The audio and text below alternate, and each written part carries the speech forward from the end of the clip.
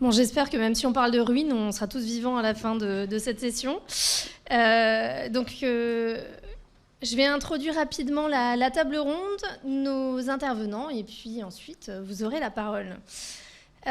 Donc la crise des écosystèmes et la vie dans les ruines ont été largement investiguées par ces dernières décennies, à la fois par les sciences de la Terre et du vivant, mais aussi par les sciences humaines et sociales.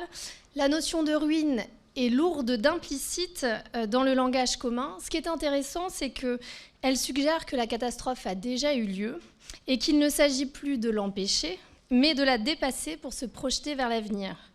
Si les travaux d'Anat Singh sont une référence souvent citée en la matière, nos intervenants convoqueront une pluralité d'approches et de disciplines, n'hésitant pas à naviguer de l'anthropologie d'Anne-Laura Stoller à la philosophie politique de Thomas Hobbes, en passant par les rapports du GIEC. L'autre voyage qu'il nous propose est géographique.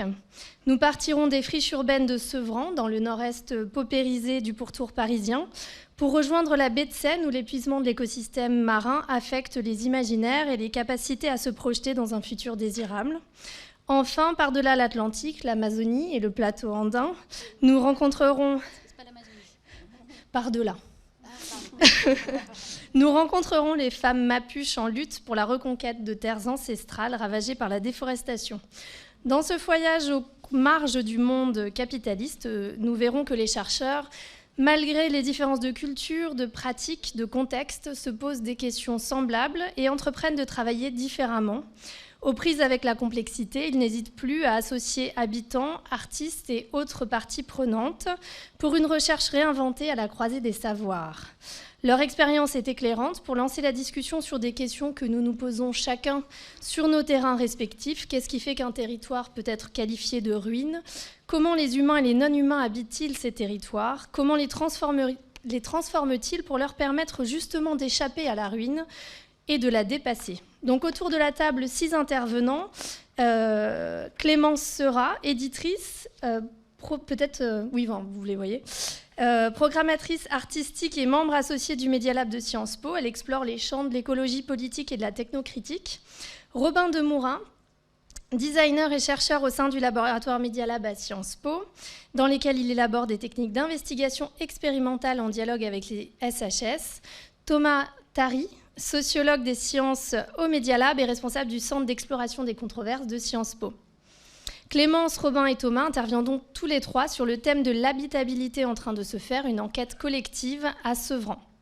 Joanne Clavel est chargée de recherche au CNRS au sein du LADIS à l'Université Paris-Cité, associée au département danse de l'Université Paris 8, écologue de formation. Elle développe les humanités écologiques à partir des savoirs du corps et questionne aujourd'hui les enjeux somatiques et politiques de la disparition des vivants et des transformations écosystémiques à partir des expériences de nature vécues chez une diversité d'acteurs, dont les cultivateurs du monde de l'art et du monde agricole. Et Joanne nous parlera du projet Sans Istrophe, du rivage Percevoir la mer. Gisèle Midali-Lepilan, qui sera en vidéoconférence, qui est infirmière et activiste mapuche environnementale et dirigeante de la corporation mapuche Nahuelbuta, qui a été créée pour promouvoir et protéger l'héritage culturel des peuples autochtones au Chili. Et Mélanie Antin, Université Paris-Cité, laboratoire LADIS, qui est en 3e année de doctorat en socio-anthropologie et qui travaille étroitement avec Gisèle. Et elles présenteront toutes les deux l'expérience de lutte en territoire Lavenké Mapuche. Chères intervenantes, chers intervenants, vous avez la parole. Clémence, Robin et Thomas, vous commencez. Joanne prendra la suite et puis ensuite, nous écouterons Gisèle et Mélanie.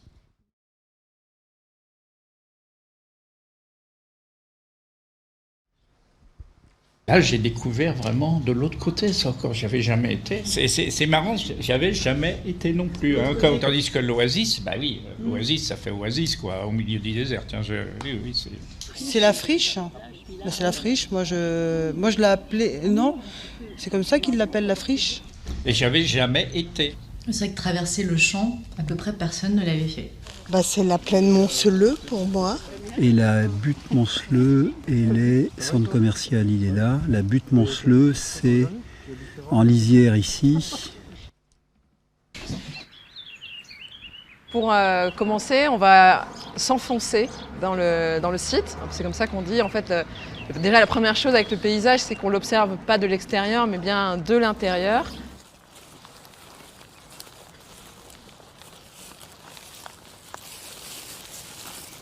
Voilà, nous voilà à la végétation étagée, donc avec toute cette partie-là basse, et puis une haie plus haute derrière. Donc je suis saisi par la biodiversité de cet endroit. Et après je me dis, mince, c'est infranchissable, on ne peut pas aller de l'autre côté là.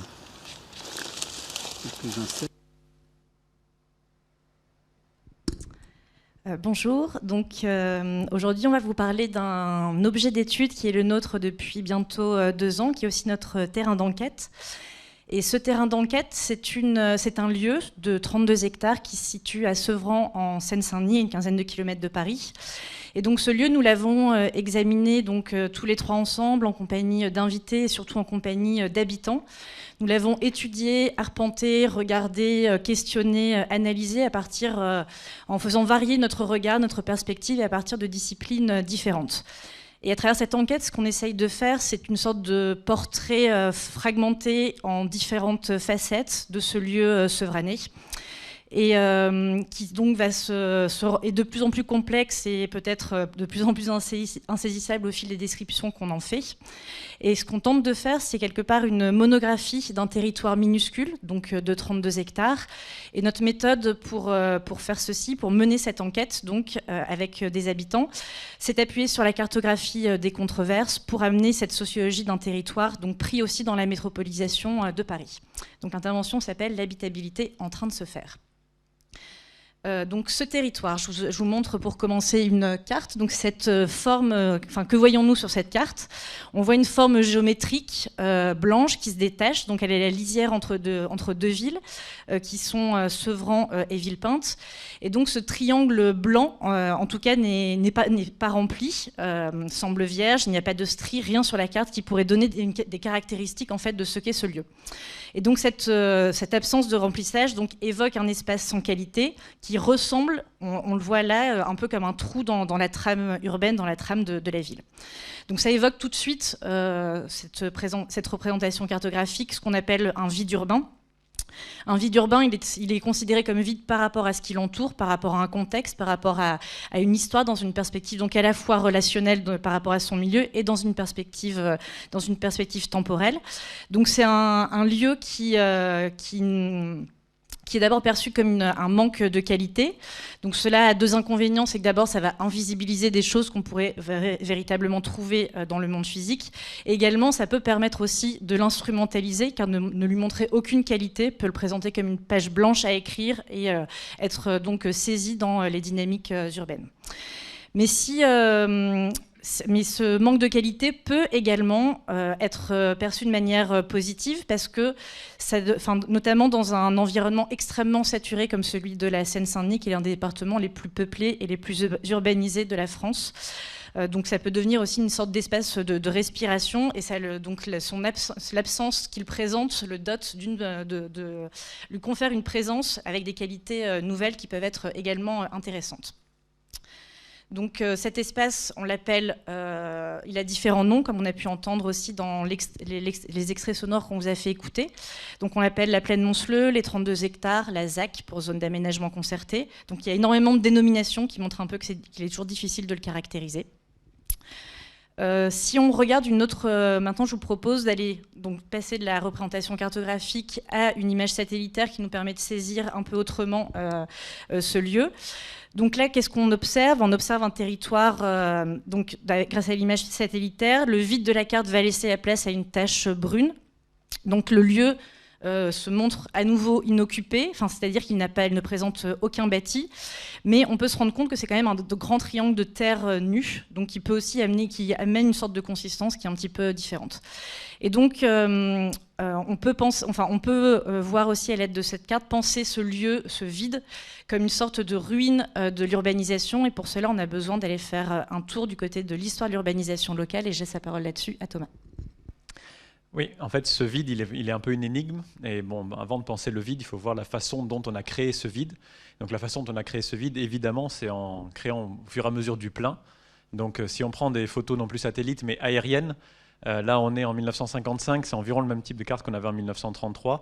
Ce qu'on repère sur cette carte-là, ce sont d'abord les formes qui font sens. Ça va plutôt être ce quartier-là qui s'appelle le quartier du Pont-Blanc, qui a été construit en 1924. Et là, on n'a pas de photo aérienne qui remonte avant 1924 pour voir seulement les fermes. Mais voilà, ce qu'on voit d'abord, ce sont ces formes-là. Et progressivement, donc là, on va passer dans les années 1970, on commence à voir de la construction, de la construction immobilière, une densification urbaine de plus en plus importante, pour finalement arriver à une situation où tout ce qui reste, cette fois-ci la forme, ça va être la forme de notre champ, jusqu'aux photos satellites d'aujourd'hui, où voilà, ce qu'on voit sur les cartes, ce qu'on voit sur les photos, c'est la forme particulière de ce champ-là. Donc ce vide s'est construit au fur et à mesure de la construction d'un plein. On voit ici la courbe de l'évolution démographique de la ville de Sevran en trait blanc plus foncé ici. On voit qu'il y a eu deux grandes phases d'urbanisation, d'abord entre les années 1920 et 1945, puis une seconde grande phase dans les années 1960 à 1990.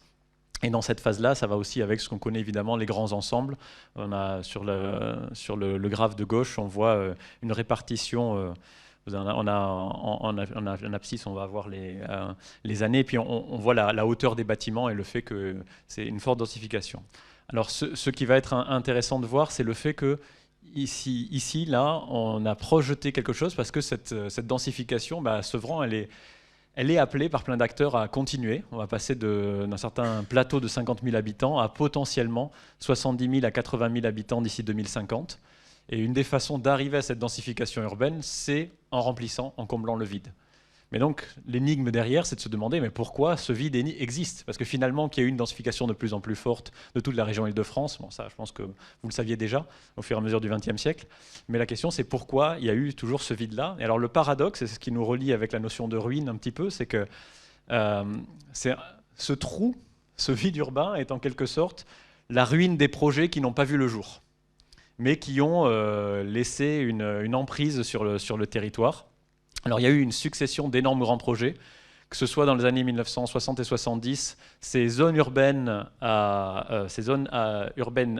prioritaires, des zones qu'il fallait, ce qu'on appelle des ZUP, donc des grands plans d'ensemble, où on imaginait une grande densification selon un plan d'un grand architecte qui allait imaginer le plan central où il fallait tout faire. Donc ce plan n'a pas vu le jour finalement, la densification s'est faite par petits îlots, une zone, puis une autre, avec à chaque fois des promoteurs immobiliers indépendants et pas de très grande cohérence au niveau de l'urbanisme, au niveau des routes. Mais pour aller avec ces grands ensembles, il fallait aussi créer des réseaux de transport. Et donc là, la raison d'être de ce vide, c'est un projet autoroutier qui s'appelait à l'époque l'A87. C'était l'idée de laisser, on voit ici, on retrouve la forme du Pont Blanc, que vous avez vu tout à l'heure sur les photos aériennes. Et là, c'est un beau nœud autoroutier qui était censé arriver pile sur ce champ, qui d'ailleurs devait passer par ici. Vous avez vu le parc de la Poudrerie, un grand espace vert, il n'y avait pas trop de problèmes à l'époque. Donc ce projet ne s'est pas fait, mais c'est la raison pour laquelle l'État a acheté le champ, a préempté finalement le champ. Une fois que ce projet autoroutier ne se faisait pas, il y a eu plein d'autres projets qui ont été imaginés. Donc ce qu'il faut comprendre, c'est en quelque sorte un état fantomatique, ectoplasmique de cet espace. On ne le prend pas pour ses qualités, mais en permanence, il est appelé à devenir autre chose. Donc dans une grande ZUP, dans une zone urbaine, à urbaniser, dans un projet autoroutier. On a ensuite eu un projet de multiplex. On a ici un projet de grand stade, évidemment une projection d'un grand stade de rugby pour la Fédération française de rugby. Ça a été parmi les 3 derniers projets choisis. Finalement, ça devait se faire ailleurs. Ça ne s'est pas fait dans cet ailleurs non plus.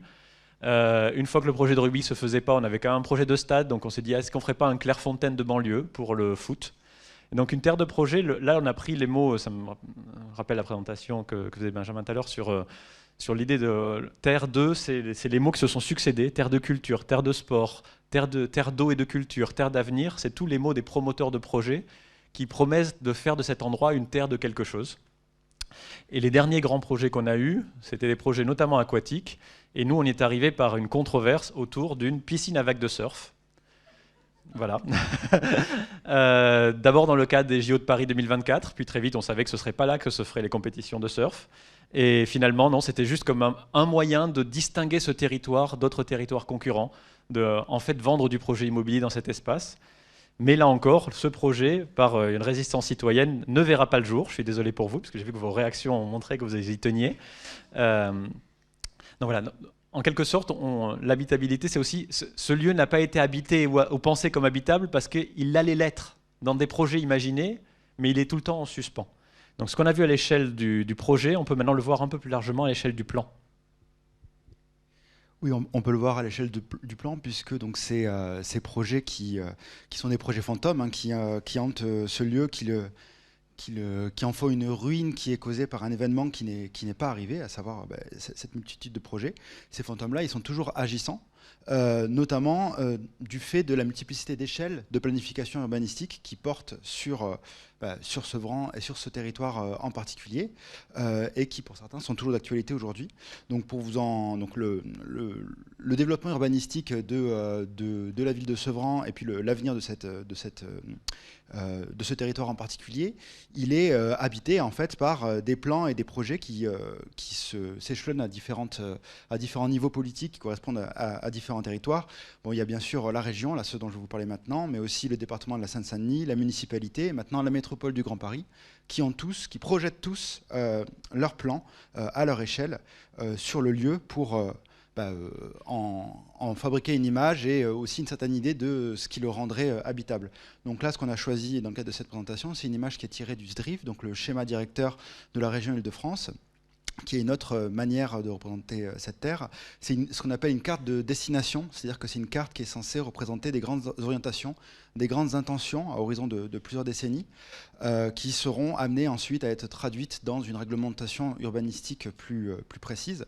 Donc dans ce type de carte, l'espace, et donc notre plaine Monceleux, il est pensé en termes de trame, hein, peut-être que vous le voyez un petit peu à l'écran. Donc on a tout un ensemble de petits points de différentes couleurs qui représentent le potentiel d'urbanisation, hein, je cite des éléments de légende, des différentes zones de la région Île-de-France, ce qui favorise bien sûr du coup une pensée de l'habitabilité urbaine plutôt en termes de densité, de densification, une pensée assez mathématisée de l'espace aussi.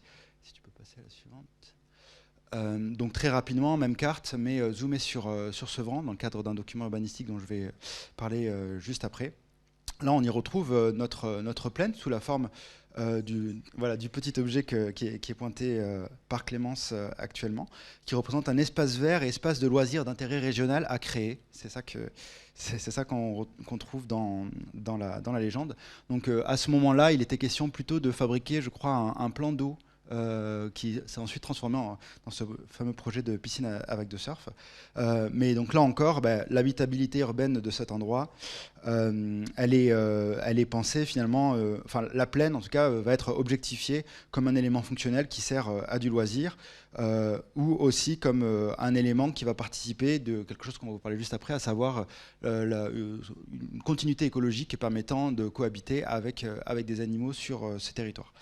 Dernière carte que je voulais vous montrer, qui zoome encore un petit peu plus sur Sevran. Donc c'est un document qui est tiré du plan local d'urbanisme de Sevran, de la révision de ce plan, qui a été donc acté en 2015, qui est actuellement en cours de révision et dont la nouvelle version va entrer en activité l'an prochain normalement. Donc sur ce dernier document, on voit encore une autre manière de prendre en charge cet espace qui nous intéresse, qui consiste, pour le dire rapidement, à complètement la nier. En fait, c'est nous qui avons dessiné cette petite forme rouge que vous voyez par-dessus, à cet endroit du plan. Elle n'est pas dans le document initial. La plaine se retrouve complètement démembrée, en tout cas du point de vue de sa forme si reconnaissable, telle qu'on la voyait dans les cartes satellites. Dans les vues satellites. Donc ce document-là précisément, c'est un document qui vise à produire un règlement permettant d'accepter ou de refuser des permis de construire sur le territoire de la ville de Sevran, et donc qui découpe l'espace en cette série de zones qui ont chacune leur petit nom. Donc en ce qui concerne la plaine, elle est découpée en un espace NAP qui veut dire naturel arc paysager. Assez paradoxal puisqu'il interdit les constructions mais il autorise les équipements collectifs. comme des plans d'eau par exemple, et urban, donc une zone UV qui est une zone urbaine verte qui interdit les constructions industrielles mais en fait qui autorise complètement l'urbanisation. Donc là aussi il y a un jeu sur les mots dans le Terre 2. Donc voilà, cet espace, il est découpé dans le PLU de 2015 entre des zones qui, en fait, nient son unité telle qu'on l'expérimente quand on va sur site, mais qui nie aussi quelque chose de particulier qui est sa nature agricole, ce sur quoi on va revenir là juste après. Je précise, juste avant de passer la main à Thomas, que cette nature agricole, elle n'était pas prise en compte dans le PLU précédent, puisque dans le découpage et la réglementation précédent, cette réglementation de 2015, la zone était marquée à urbaniser, c'est-à-dire une zone en attente de raccordement à différents flux, en vue d'y fabriquer ensuite des habitations. Et donc voilà, on voit qu'en fait depuis longtemps, aussi du point de vue urbanistique, cette zone est une ruine de projets qui n'ont pas été réalisés, mais qui ont fabriqué une forme de continuité dans la négation de ce lieu, et notamment de ses qualités agricoles. Oui, cette nature agricole est complètement niée. Donc, ce qui est intéressant de voir, c'est que, en fait, ce que c'est en attendant d'être autre chose, malgré tout, c'est un champ. C'est un champ depuis un millénaire et ça n'a pas changé de nature. Et en fait, dans aucun document, on rappelle cette nature ou on en parle. On parle de plein d'autres choses, mais pas de sa nature agricole. Alors que ça appartenait à la ferme Monceleux qui était ici et le champ était là. Les premiers habitants des grands ensembles parlent avec nostalgie de ce moment où ils ont aimé Sevran parce qu'ils voyaient des champs, parce que oui, il y avait des grands ensembles, mais c'était en lien avec une certaine vie rurale de banlieue, pour reprendre une expression du géographe Michel Fliponneau. Cette nature agricole, elle insère Sevran dans un autre paysage, puisque là, Sevran est au sud. D'habitude, on voit toujours Sevran au nord-est. Et là, si on commence à parler de la plaine de France et de la nature agricole de ce lieu-là, ça l'inscrit dans un autre territoire. Donc du coup, le point de vue change littéralement. Nous, la perspective qu'on avait, c'était aussi de dire que ça change du point de vue de l'habitabilité, parce que ce qui est intéressant, c'est de se dire que l'agriculture, c'est aussi le lien entre des humains et des non-humains et leurs interactions. Et c'est ça qui rend habitable finalement un territoire. Ça le rend notamment habitable par des actions, comme ici, on a des images du jardin biologique d'Aurore, un espace créé pour faire de la réinsertion, un chantier de réinsertion pour des gens qui, par le travail des plantes, dans la communication entre les plantes et les humains qui le travaillent tous les jours, finalement, arrivent à créer du sens localement. C'est aussi un territoire pour des non-humains, et donc c'est aussi qualifié de friche, cet espace. Ça a été effectivement une autre de nos hypothèses de catégorisation de cet espace, de comment l'appréhender, et donc de passer de cet espace en quelque sorte en friche. Là, on voit bien le champ dénudé avec derrière les grands ensembles des années 60-70, donc le quartier Monceleux-Pont-Blanc. Et donc ça, c'est une vue depuis le nord de la parcelle. Si on change, si on se tourne un peu pour aller de l'autre côté, donc sur l'est de la passerelle, on voit là tout de suite une végétation étagée avec une végétation prairiale, des ronces, des arbres qui commencent à pousser, des arbres qui poussent, qui sont aussi plantés au bord de la route. Là, on a encore une autre perspective depuis le nord de la passerelle. Et donc tout de suite, de ce champ en friche, on pense bien évidemment à une friche. On a aussi travaillé ça avec une personne, une paysagiste qui nous a montré par la lecture de paysages comment on pouvait penser cet endroit comme une friche. En effet, c'est un endroit qui, du fait de tous ces projets fantômes qui n'ont pas eu lieu, qui ne l'ont pas véritablement peuplé, n'a pas été géré véritablement dans la planification urbaine, et donc ça a laissé place à une libre évolution écologique, et donc on peut retrouver toute une végétation typique des friches. Là, on voit les premières espèces ligneuses qui sont là, qui poussent dans les ronces, et donc cet endroit-là, on a commencé à l'appeler l'oasis, parce que justement, à côté de ce champ assez nu, c'était un espace presque luxuriant, en tout cas pour cette banlieue parisienne. Et donc, toutes ces ronces, toute cette végétation qu'on voit sur cette image, pousse sur encore des vestiges, des ruines d'un projet qui n'a pas eu lieu. Et donc, c'est un sol en macadam qui devait donner... et on a aussi le limiteur de hauteur, ça devait donner accès en fait à encore un équipement sportif. Et donc là, on a vraiment un anthroposol avec des plantes qu'on peut identifier et qui sont vraiment typiques de ces endroits en friche dans la ville. Et après, quand on se balade, on peut aussi trouver des traces de pratiques informelles. Donc là, voilà, des choses qui sont abandonnées, des petits lieux qui deviennent décharges, des espaces de pique-nique, et qui montrent que ce lieu donc et bien sûr est habité, est traversé et pratiqué, même de manière très discrète et très fugace, là, par des humains. Et toute cette végétation donne lieu aussi, cette végétation des friches est aussi intéressante parce que c'est aussi un peu l'histoire des friches de contenir en un même espace une succession temporelle de paysages, de végétation, qui sont aussi des habitats pour plein d'espèces différentes. Donc au-delà de toutes les plantes qu'on a pu répertorier sur le lieu, on a pu écouter en fait une bonne trentaine d'oiseaux. Énormément d'oiseaux, observer des renards, etc. Donc il y a aussi toute une biodiversité qui existe dans cet endroit, qui n'est pas une biodiversité extraordinaire dans le sens d'espèces rares, protégées, etc., mais qui est vraiment aussi une biodiversité plus ordinaire, mais qui est essentielle pour cette écologie urbaine, sachant que les villes sont moteurs de l'effondrement, de l'appauvrissement et surtout de l'uniformisation de la biodiversité sur la planète, mais il y a des poches dans la ville qui essayent de maintenir la trame du vivant. Et ce n'est pas seulement un habitat, cette friche, mais c'est aussi, elle a un rôle important à l'échelle départementale, notamment parce que c'est ce qu'on appelle c'est une continuité écologique, dans le sens où là, j'ai extrait une carte du schéma régional de cohérence écologique, le SRCE. Et donc là, on retrouve notre champ. Donc là, les pointillés sont assez mal faits parce qu'en gros, c'est des histoires de zoom, dézoom sur un schéma national qui passe au régional, qui passe au local. Donc on a une grande imprécision. Mais donc notre plaine Monceleux, en fait, est un corridor de la sous-trame herbacée de la région Île-de-France, et ça fait le lien entre ce parc de la Poudrerie et le parc du Saussay au nord, qui sont deux réservoirs de biodiversité extrêmement importants, et c'est un endroit de passage pour énormément d'espèces. Et donc ça, c'est aussi c'est un endroit aussi où c'est un habitat aussi très important. Ouais, ah oui, c'est moi qui fais la transition en plus avec la suite. Et... Ouais, très rapide. Et donc notre dernière proposition, c'est de voir ce lieu aussi comme un commun, dans l'idée de cette page, toujours cette page blanche à écrire, et de cette ville du futur, cette ville de Sevran du futur à penser. C'est un lieu en fait qui a suscité des collectifs par différents en fait modes de participation publique. Il y a eu une enquête publique, mais bon, ça on n'a pas le temps de revenir dessus. Il y a eu une concertation qui s'est déroulée au printemps 2021 avec un conseil participatif mêlant citoyens, associations et habitants en fait de la ville de Sevran, qui ont discuté en fait du projet de piscine avec de surf porté par Link City et Grand Paris Aménagement. À la suite de ce projet, il a été décidé d'abandonner en fait ce projet de piscine avec de surf, car ne correspondant pas du tout aux attentes et aux besoins en fait du territoire. Et la deuxième proposition d'un dispositif participatif, c'est les ateliers qu'on a pu mener là-bas, qu'on a appelés Controverse en action. Et ça, je vais laisser la parole à Robin qui présente rapidement. Ouais, donc très très très rapidement. On pourra y revenir peut-être après dans la discussion. Donc voilà, la dernière étape de cette manière de faire de ce lieu en commun, ça a été une série d'ateliers qu'on a menés avec donc des habitantes et des habitants des alentours de ce champ, de ce lieu, enfin on va dire de ce lieu, et puis une série d'invités qui ont amené auprès de ces habitants et puis de nous des pratiques artistiques, scientifiques, architecturales aussi dans une certaine mesure, urbanistiques, bon, voilà, qui nous ont permis en fait de multiplier les regards sur cet endroit et d'éprouver la diversité des manières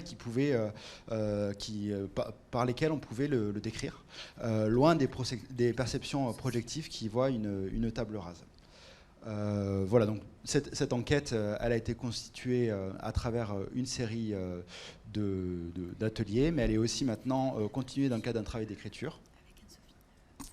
Et oui, tout ce qu'on vous a présenté, ce qu'on a fait avec les habitants, on le met en train de l'écrire, et ce sera donc l'objet d'un livre qui va être publié en novembre et qui s'appellera donc Le champ des possibles, une enquête collective à Sevran. Désolée pour le retard. Merci.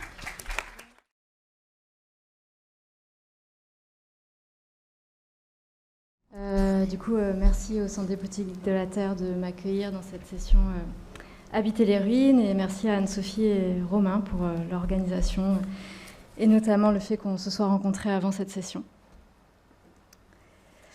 Donc aujourd'hui, je vais vous parler d'un projet qui s'appelle Sensitrophe, du rivage percevoir la mer, quel détour sensible pour les modélisations écosystémiques trophiques, qui est un projet qui a été monté avec Nathalie Niquil de l'Université de Caen et tout un tas de chercheurs de différents horizons, de la géographie, des systèmes complexes, de la géomatique, de l'esthétique environnementale, de l'anthropologie, et aussi des contributions hors académie, une chorégraphe, des écoles primaires, des institutions comme l'OFB, le Conservatoire du Littoral, et aussi des associations naturalistes. Donc je vais avoir un peu la tâche d'être la porte-parole de tout ce collectif-là aujourd'hui et essayer de vous raconter comment on s'en est sorti pour travailler ensemble. Donc en partant des imaginaires de la maritimité développés par différentes formes d'habitat marin, nous avons cherché à comprendre comment les disparitions, les extinctions et peut-être bientôt l'effondrement des écosystèmes marins impactent aussi nos imaginaires et perceptions des lieux.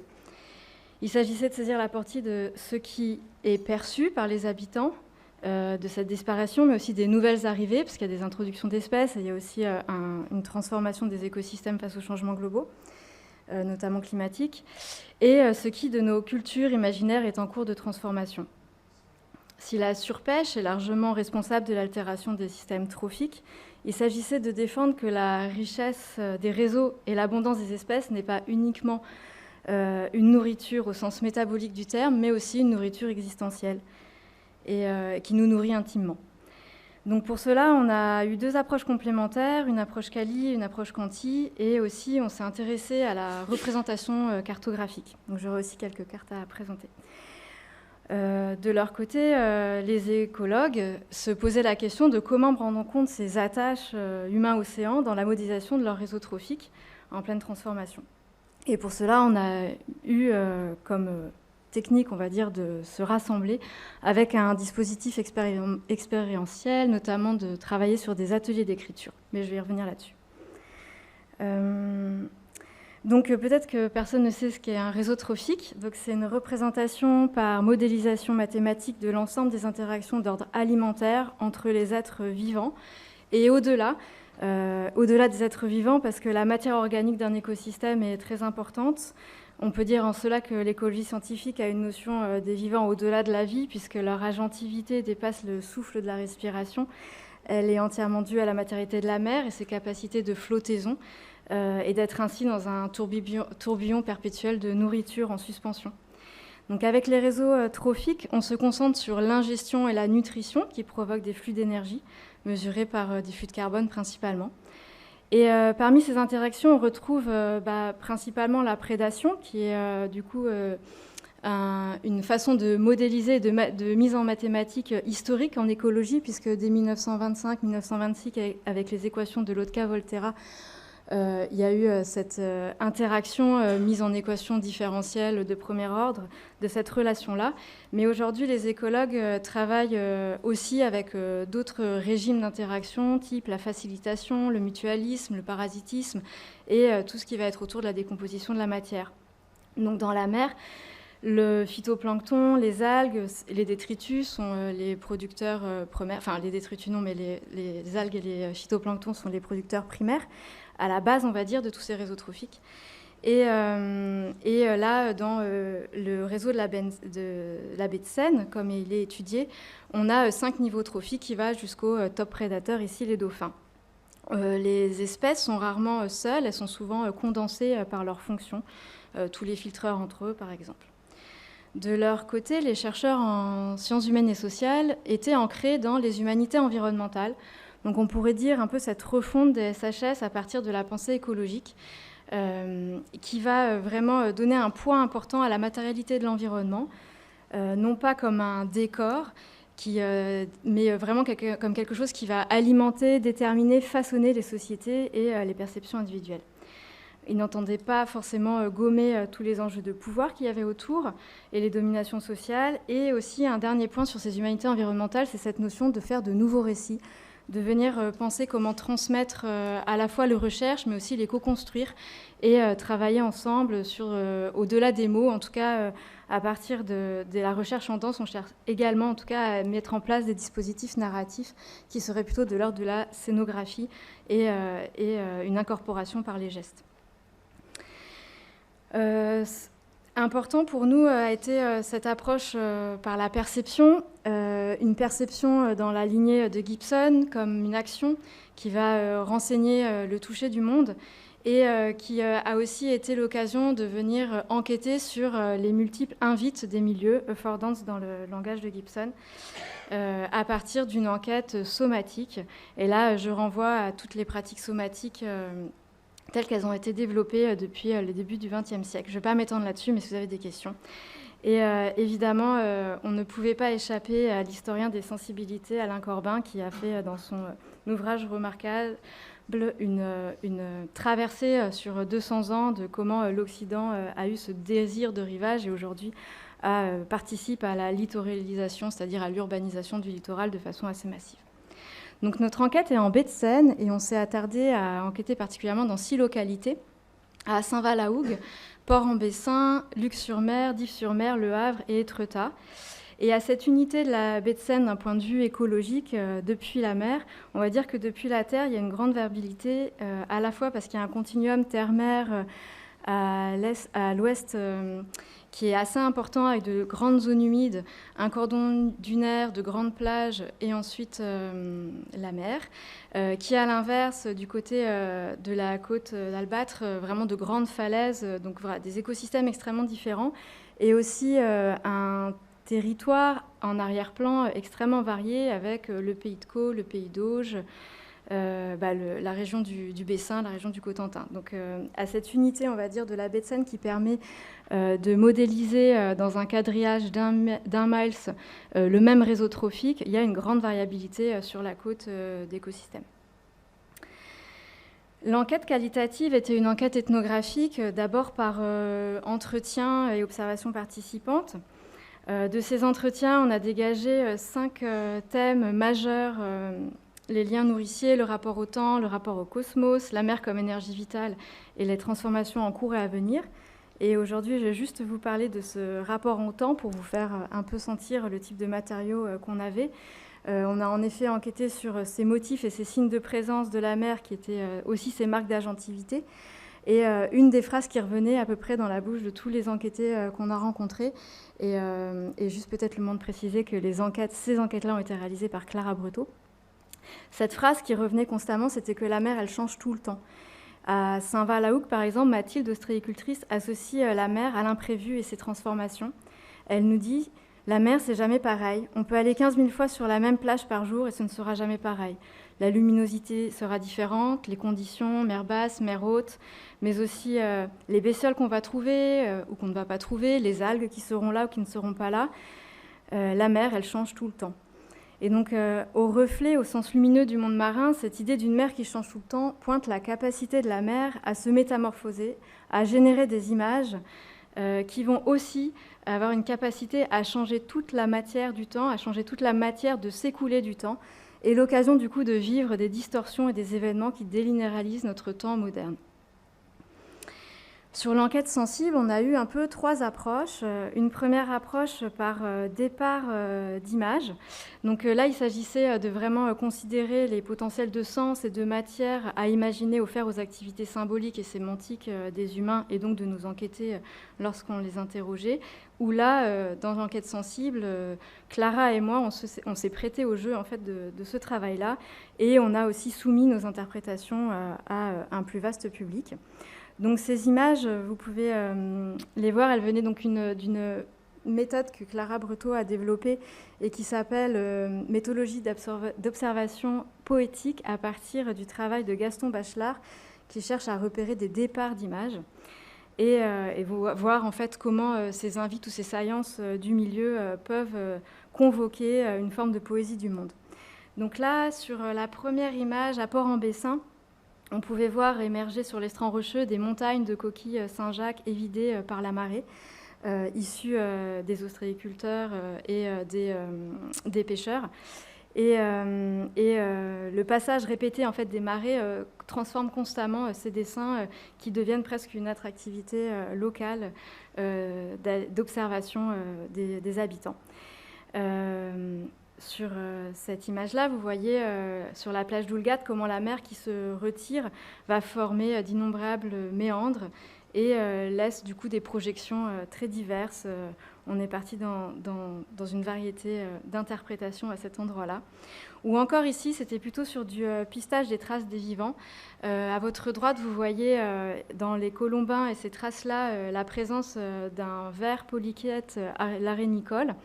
Donc c'est un ver annélide. Et sur les autres méandres et arabesques, c'est une hydrobie qui est brouteuse et qui aussi laisse ses traces sur les strands. On a travaillé aussi sur des descriptions somatiques d'expérience, la plage non pas comme une surface de projection, mais comme un tissu esthético-trophique qui entremêle les corps et les techniques de corps de tous ceux qui sont humains et non humains. On pouvait y voir des corps entremêlés, des humains oiseaux, ou encore ici des pêcheurs qui imitent avec leurs mains le bec des goélands pour leurrer leur proie. De même que les marées sont balancées par l'action des astres, l'activité gravitaire affecte également nos corps sur les plages. Par leur capacité à alléger et à soutenir le corps, les bains de mer ont aussi la faculté de dissoudre notre enveloppe et les limites corporelles. Et donc là, vous pouvez voir un humain en train de faire l'étoile de mer. Et l'une des raisons pour lesquelles la plage est si précieuse proviendrait de son invitation à lui transférer physiquement son poids, mais aussi métaphoriquement à lâcher prise. Et donc je vous invite à aller lire ce chapitre dans l'ouvrage qui va sortir à la fin de l'année, Des vies avec des plages, expériences, relations et devenir, pour voir les autres élaborations de ce travail. Avec Lélia Bilodeau, on a encadré cette année Laura Perron, qui est ici présente, pour questionner les enjeux de représentation cartographique de la mer. On était assez insatisfaite de ces frontières qu'il y a entre la terre et la mer, alors qu'entre les mouvements des vagues, le mouvement des marées, mais aussi le mouvement des dunes, c'est un endroit très mouvant qui est difficilement représentable par une frontière fixe. Mais aussi par cette continuité dont je vous ai un peu parlé, terre-mer, entre les zones humides jusqu'à la mer, ou encore l'entrée des fleuves, et qui a vraiment un rôle important dans cette continuité écosystémique. Et voici donc des propositions de Laura avec les waterlines, qui ont été une représentation au XIXe siècle très fréquente des vagues de la mer. Et puis, vous voyez ici, sur ce continuum terre-mer, l'arrivée de la mer dans les terres, et qui explique aussi assez facilement les projections qu'on a face à l'augmentation du niveau de la mer d'ici 2100 dans la région. Une autre chose qui nous insatisfaisait, c'était ces polygones bleus qui laisseraient penser que la mer est vide.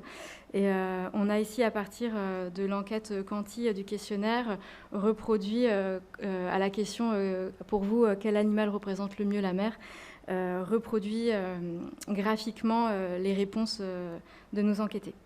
Donc ce questionnaire-là, il était assez long, puisque plus de la moitié des répondants ont mis plus d'une demi-heure à y répondre. Et on a eu plus de 1400 répondants. On a cherché à extraire deux types de populations. Les étudiants, qui représentaient une masse assez importante. Et puis après, d'avoir une représentativité un peu plus, disons, comment on appelle ça, gérée par des enjeux de genre, de classe, de formation, d'âge, pour avoir une population des Normands et voir si on avait des transformations au niveau des réponses qui étaient relativement homogènes. On a interrogé la question des expériences et des usages, la question des attaches au littoral et leur relation avec les vivants. On a interrogé par exemple les rêves de mer. 18% des enquêtés nous ont répondu. Avec une fréquence des rêves autour de 70% pour rarement et occasionnel, 15% très souvent. Et dans ces rêves, on avait de façon un peu majeure soit un cauchemar qui est l'engloutissement par de grandes vagues et des tsunamis, soit au contraire la mobilité via le voyage ou la découverte et tous les sports de glisse aussi qui revenaient à cet endroit-là et le plaisir de glisser sur la mer. Les rencontres avec la vie marine étaient aussi assez présentes, à 17%, avec poissons, cétacés et algues qui sont revenus dans cet ordre-là, et les interactions sociales avec la plage aussi de façon prégnante. On avait une continuité spatiale entre la présence des lieux dans les rêves et la présence de la baie de Seine, avec la côte d'Albat comme haut lieu onirique et tout particulièrement Étretat. On a été assez étonnés de voir à quel point il y avait une très bonne connaissance du coup, de la biodiversité de la part des enquêtés.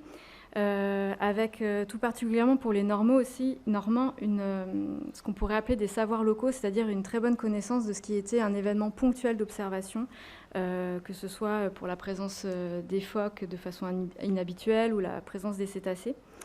Et là, vous avez représenté aussi la crépidule, qui est une espèce introduite et qui pullule à certains endroits, qui pour le coup était beaucoup moins connue de la part de tous les enquêtés. Je vais aller assez rapidement et je ne vais pas développer toute la matière qu'on a eue à partir de cette enquête. Juste, on les a interrogés aussi sur comment ils imaginaient les relations entre les espèces. On était particulièrement intéressés, vu qu'on travaillait sur les réseaux trophiques. Est-ce qu'ils imaginent que c'est un tissu complexe ou au contraire, est-ce qu'ils sont sur des hiérarchies pyramidales avec une légère différence de réponse entre les Normands et les étudiants. Et après, on leur a posé des questions sur à quel point ils étaient attachés à certaines espèces, aussi bien avec des questions ouvertes qu'avec des questions fermées. Et les mammifères marins, les oiseaux, ressortaient toujours de façon assez importante, mais les invertébrés étaient là. Ils restaient très présents, soit donc le ver des sables, c'est la rénicole dont je vous ai parlé tout à l'heure, ou encore la coquille Saint-Jacques ou les moules comme emblème de la région. On les a interrogés sur les menaces qui pesaient sur les vivants, d'après eux, et c'est à partir de ces réponses-là qu'on a pu travailler à construire aussi des scénarios.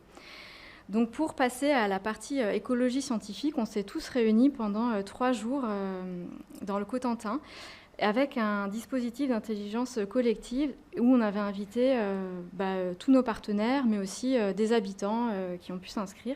Donc on a eu pas mal de désinscriptions parce que c'est un projet Covid et que malheureusement il a fait fuir certaines personnes à certains moments. Mais voilà, on s'est tous réunis pour travailler là-dessus. Donc on avait à la fois placardé tous les murs des résultats des enquêtes, on avait... les petits papiers blancs, c'était les verbatim issus de l'enquête qualitative. Et on a créé 2 ateliers d'écriture, un qui était basé à partir d'un jeu de cartes, qui reprenait à la fois des prospectives dans le futur, donc des années de 2030 à 4000. On avait vraiment envie de distordre le temps une nouvelle fois et de partir sur quelque chose qu'on a du mal à apercevoir, qu'est-ce qui se passera en l'an 4000, dans un futur dans lequel on avait imaginé différentes formes de gouvernance. Et puis ensuite, on avait 3 modalités qui étaient peuplées, soit des non-humains qui ressortaient de l'enquête, soit aussi des affects qui étaient présents et des usages qu'on avait rencontrés dans l'enquête, aussi bien quali que quanti. Après ce tirage-là, a été invité à un travail d'écriture, donc écriture sous contrainte. Le deuxième atelier d'écriture, il a été basé à partir d'un travail, d'un atelier fait sur la plage de Vic à Cosqueville. Et il s'agissait derrière de se projeter sur cette plage-là précisément. Et le travail était un travail issu des somatiques, à savoir un art de l'attention des milieux sur lequel on va faire des focus pour aller regarder, écouter, entendre, sentir, mais aussi un travail d'intériorité qui va évidemment teinter complètement derrière l'écriture et le rapport à l'écriture. Une dernière projection était une projection cartographique, cette fois à l'échelle de la baie de Seine, et encore une fois avec des pas de temps qui allaient jusqu'à 4000, dans l'an 4000. Les projections, les menaces en fait, qui ressortaient majoritairement aussi bien des étudiants que des Normands, mais avec des proportions différentes, étaient la surpêche, le changement climatique, la pollution, le capitalisme, le trafic et la construction. Donc la construction a été prise en termes d'impact sur les écosystèmes via la construction des éoliennes offshore. La pollution, le capitalisme et le trafic, on en a fait un peu un indice combiné de l'effet sonore, qui a un effet extrêmement négatif sur la plupart des populations des cétacés.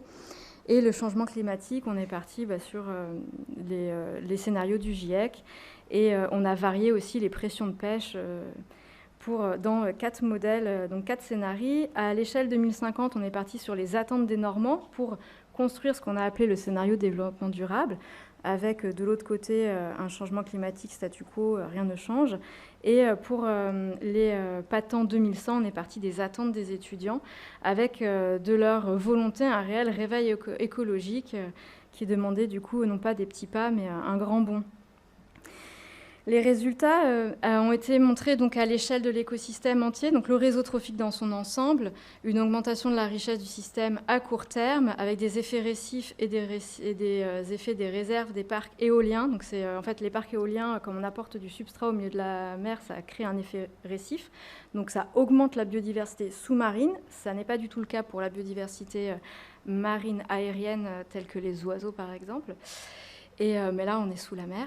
Et là, ce que vous voyez dans les cartes, c'est le delta de l'indice de diversité, un indice assez basique, mais qui était corrélé à tous les autres indices. Ils avaient 24 indicateurs, donc corrélés à l'omnivorie, corrélés au flux de carbone, à la productivité. Et ce delta, il est face à une non-anthropisation du système qui va permettre de remarquer l'augmentation de la renaturation, l'augmentation de la complexification des systèmes. Quand on arrive sur les scénarios des étudiants, on observe pour le réveil écologique un retour assez massif de la biodiversité. 2 minutes, c'est ça ? Ok. Et à l'inverse, évidemment, de continuer sur un développement basé sur l'énergie fossile. Ensuite, chose que ne faisaient pas les écologues des systèmes complexes, ils s'arrêtaient là dans leurs résultats. Et là, on a été recherché pour quelques espèces emblématiques, soit parce qu'elles sont patrimoniales, comme le phoque ou le dauphin. On a été rechercher qu'est-ce qui leur arrive à ces espèces-là. Ou alors, elle est aussi patrimoniale, la coquille Saint-Jacques, mais aussi parce qu'elle avait une valeur économique assez importante d'autre part. Et donc là, on peut voir que c'est tout d'un coup, espèce par espèce. Par exemple, pour la coquille Saint-Jacques, elle pourra éventuellement s'en sortir avec un réveil écologique. Pour finir, comme je vous l'ai dit, pour partager la recherche et porter un futur désirable, et notamment parce que ces liens et ces connexions ne sont pas que des lignes d'abstraction mathématique, mais que c'est des forces qui nous relient, qui nous relient au sein de notre matérialité et de nos corporéités, on a développé un travail avec une chorégraphe, Laurence Pagès, qui s'appelle « Devenir écosystème marin », basé sur des devenirs animaux, à partir donc devenir plancton, devenir ophur, de devenir coquille Saint-Jacques, banc de poissons ou phoques et leurs interactions, auprès de 2 écoles, une à Dives-sur-Mer et une à Montpellier. Et on l'a proposé aussi à une conférence internationale auprès d'écologues qui se sont prêtés à ce jeu. Alors avec les écologues, c'était un grand atelier de 4 heures. Avec les enfants, c'est des sessions plus ponctuelles, soit au long terme, donc sur tout un semestre, soit très ponctuelles, soit en intensif au contraire à Colleville. Et on est en train de travailler sur un portfolio qu'on va mettre en débat en janvier avec des élus et des associations. Pour finir... Ok, c'était juste pour conclure sur les ruines. Du coup, en écologie scientifique, ils ont un discours qui n'est pas celui des ruines. Enfin, le terme de ruine ne ressort à aucun moment de nos enquêtes. Mais peut-être dire que juste pour les écologues, la question des transformations, elle est traitée aussi à partir des transitions catastrophiques. Donc quand vous avez ici l'état de l'écosystème, que ce soit la productivité ou la diversité, comme tout à l'heure c'était proposé, vous avez pendant longtemps en fait, l'écosystème qui résiste, face à la pression, puis tout d'un coup, on a un point de bascule qui fait qu'il change d'état, il y a un nouvel équilibre, et en fait, la diminution de la pression ne permet pas de revenir à l'état de diversité antérieure ou de productivité antérieure. Pour les sciences humaines et sociales, en fait, ça va dépendre complètement des points de vue, et ils sont déjà multiples à l'échelle, ils cohabitent déjà aujourd'hui. Le Brexit, ça a été, par exemple, en baie de Seine, déjà un premier effondrement pour pas mal de la pêche. Et puis après, il y a toute une... juste peut-être aussi pour dire que cet héritage commun, qui est souvent appelé patrimoine immatériel, il a quand même une base très, très matérielle en termes de ressources, en termes de gestes de subsistance particulièrement. Et c'est aujourd'hui toutes ces cultures de la mer. Je vous remercie.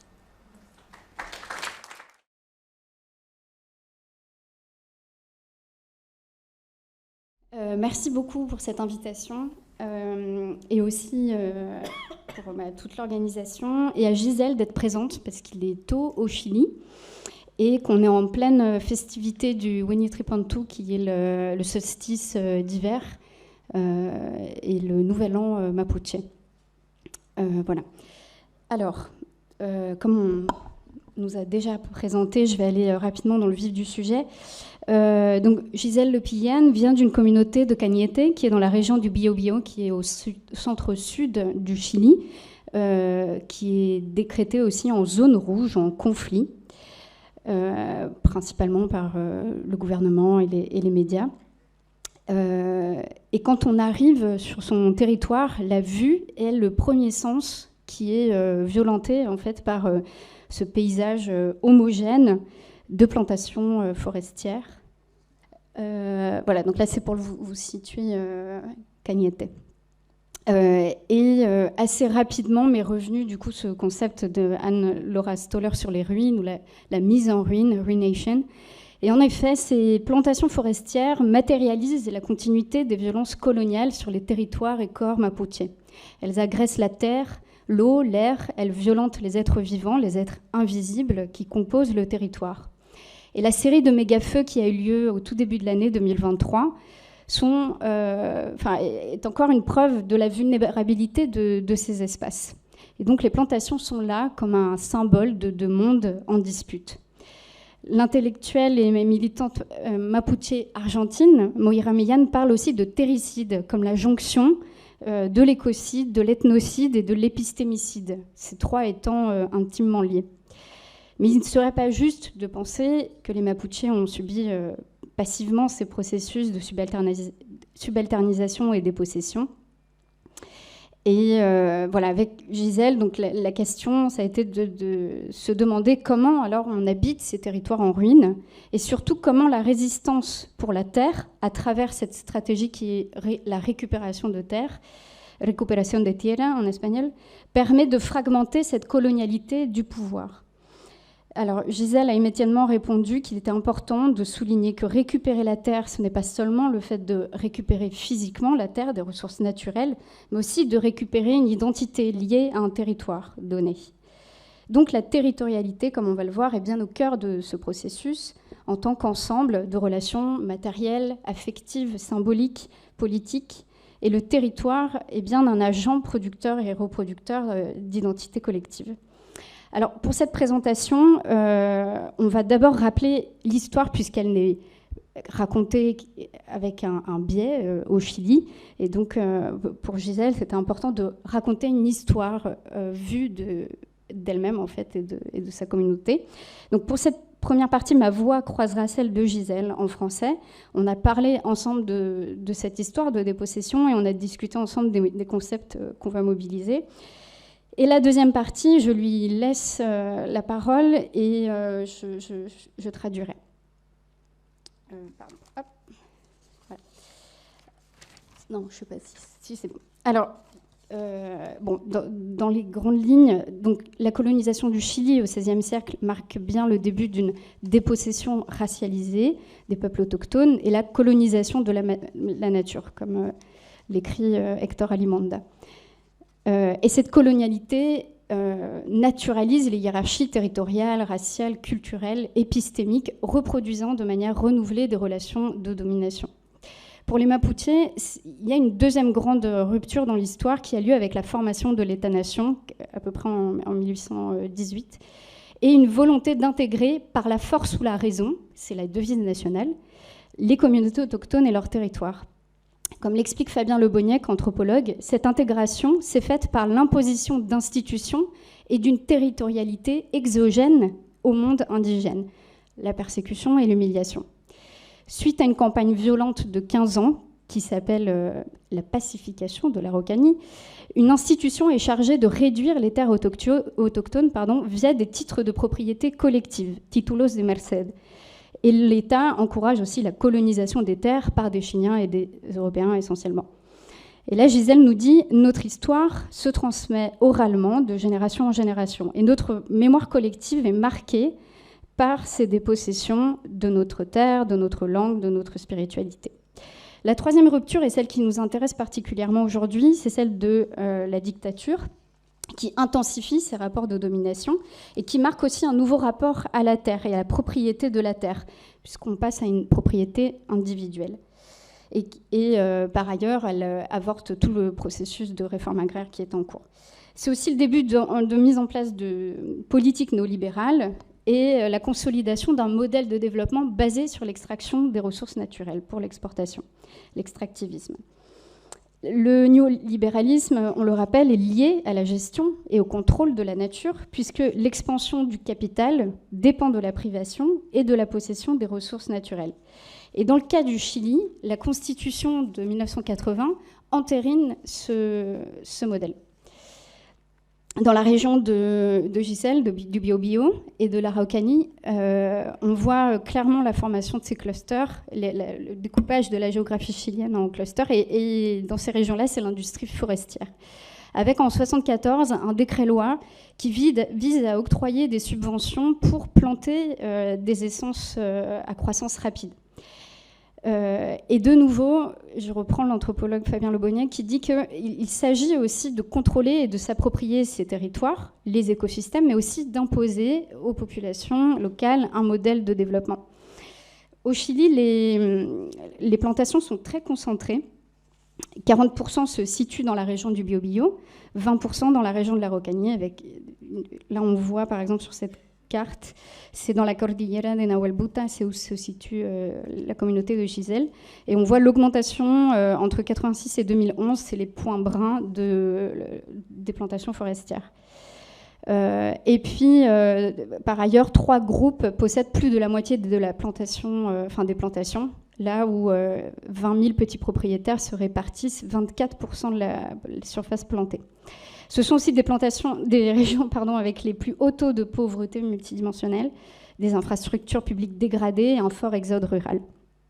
Et donc là, je vais citer Gisèle qui dit « Nous, les jeunes d'origine mapuche, sommes confrontés à une situation difficile dans laquelle nous sommes souvent contraints de quitter nos maisons et notre territoire à la recherche de meilleures opportunités de travail et perdant la possibilité de participer à une économie plus juste et plus durable pour nos territoire. De plus, l'industrie forestière nécessite particulièrement une main-d'œuvre masculine, ce qui marginalise encore plus les femmes.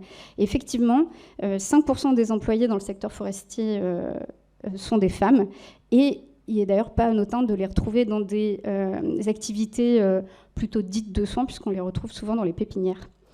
Et donc l'industrie forestière participe à ce processus de modernité excluante.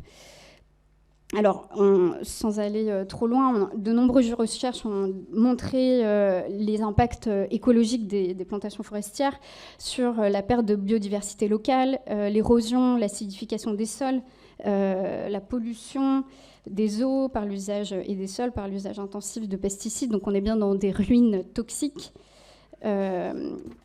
Et à titre d'exemple, dans les régions du Biobío et de l'Araucanie, entre 1979 et 2000, le remplacement de la forêt naturelle par des espèces exotiques a atteint près de 70%. Et pour les communautés mapuches, cette perte de biodiversité physique est aussi liée à une perte de connaissances et d'usages culturels, spirituels liés à ces écosystèmes. Des activités comme la cueillette de champignons, qui sont très présents dans la cuisine, la collecte de fruits, de plantes médicinales, s'en trouvent donc affectées. Et ce sont aussi des activités qui sont souvent liées au savoir et aux pratiques des femmes et qui contribuent à la souveraineté alimentaire et à la subsistance des familles. Et par ailleurs, ces plantes sont aussi agents producteurs de l'identité du territoire. Alors, oui, donc très rapidement, à partir de 90, ces plantations se retrouvent au centre d'un conflit qu'on appelait donc le conflit mapuche, opposant les Mapuches à l'État et aux grandes entreprises. Le retour à la démocratie en 90 n'a pas finalement apporté de changement structurel ni dans le modèle de développement. Alors c'est un nouveau tournant parce qu'on a en revanche une meilleure reconnaissance des peuples autochtones sur le territoire chilien, avec notamment une loi en 93. Mais en fait, on est aussi dans une période que certains chercheurs ont appelé de néolibéralisme multiculturel. C'est-à-dire qu'on va finalement concéder une certaine existence au peuple autochtone au Chili. Mais c'est surtout, en fait, comment mettons l'accent sur la participation des Indiens à la modernisation du pays en faisant l'usage de l'autochtonie comme valeur ajoutée. Et ce sont aussi finalement des politiques qui sont assez paternalistes, qui créent des dépendances aussi à des fonds de développement. Et puis, d'autre part, ça renforce en fait cette division entre un bon Indien et un mauvais Indien. Et du coup, il y a aussi tout le déploiement de politiques pour réprimer et délégitimer davantage ceux qui seraient considérés comme les mauvais Indiens et qui ne soumettent pas à ces règles de l'économie néolibérale. Et cette stratégie permet d'éviter un réel débat en fait, autour des droits politiques et territoriaux. Et c'est aussi une période où le mouvement mapuche se réveille, dit-on. Il n'a jamais été trop endormi, mais en tout cas, il va y avoir des changements dans la manière de revendiquer et des revendications qui sont beaucoup plus axées autour de l'autonomie territoriale et politique et du droit à l'autodétermination. Et on a vraiment des identités territoriales qui vont s'affirmer, se réaffirmer. Et donc, Ouvi Gisèle, c'est l'identité Lafkenché, qui est les gens de la côte, les gens de la mer. Et les stratégies donc, de récupération effective de territoires vont être de plus en plus importantes. Et donc, ça consiste à occuper un territoire qui, en général, appartient à des grandes entreprises forestières, ou en tout cas de grands propriétaires, et à le travailler, à le cultiver, d'exercer une autonomie territoriale. J'aime bien dire que ce sont des aides mapuche, mais l'analogie est très mauvaise. Alors, sans aller plus en détail, je vais laisser la parole à Gisèle. Voilà, donc c'était rapidement pour montrer quelques titres récents. Et on voit bien encore dans le discours qu'on a l'opposition entre une minorité qui serait radicale et une majorité pacifique. Donc, c'est deux figures qui reviennent assez souvent. Donc Gisèle va vous parler maintenant un petit peu de la récupération de terres sur son territoire et ça va nous permettre aussi de comprendre quelle est cette territorialité qui est opposée. Et donc Gisèle voulait aussi rappeler le principe de Itrofin-Monyen qui pourrait être traduit comme pluridiversité, qui est au cœur de la territorialité mapuche. Et donc elle explique que c'est le respect de toutes les formes de vie, vivre en harmonie avec tous les êtres de l'espace, mais pas seulement ceux qu'on peut voir, comme la faune et la flore, mais aussi les agents non visibles de l'espace qui protègent le lieu, qu'on appelle les Nyen. Et il est bien question de rapport de réciprocité. Gisèle, je sais pas si elle m'entend. Ah, oui. Sí. ¿Me escuchan? Sí, puedes empezar. Ya, empiezo yo. Bueno, soy Gisèle. Primero que todo quiero dar las gracias por invitarme a esta instancia, a ti Melanie y a los organizadores, para dar a conocer las problemáticas de mi territorio. Elle remercie les organisateurs pour pouvoir s'exprimer sur les problématiques qu'il y a sur son territoire. Bueno, en el año 2018, un grupo de jóvenes mapuche nos reunimos para discutir la situación de nuestro territorio. Hemos observado cómo las comunidades se están empobreciendo. No tenemos tierra, el agua es escasa y la mayoría de los recursos están bajo el control de las empresas forestales, que no permiten el acceso. En nuestro territorio hay monocultivo de pinos y eucalipto que no son nativos.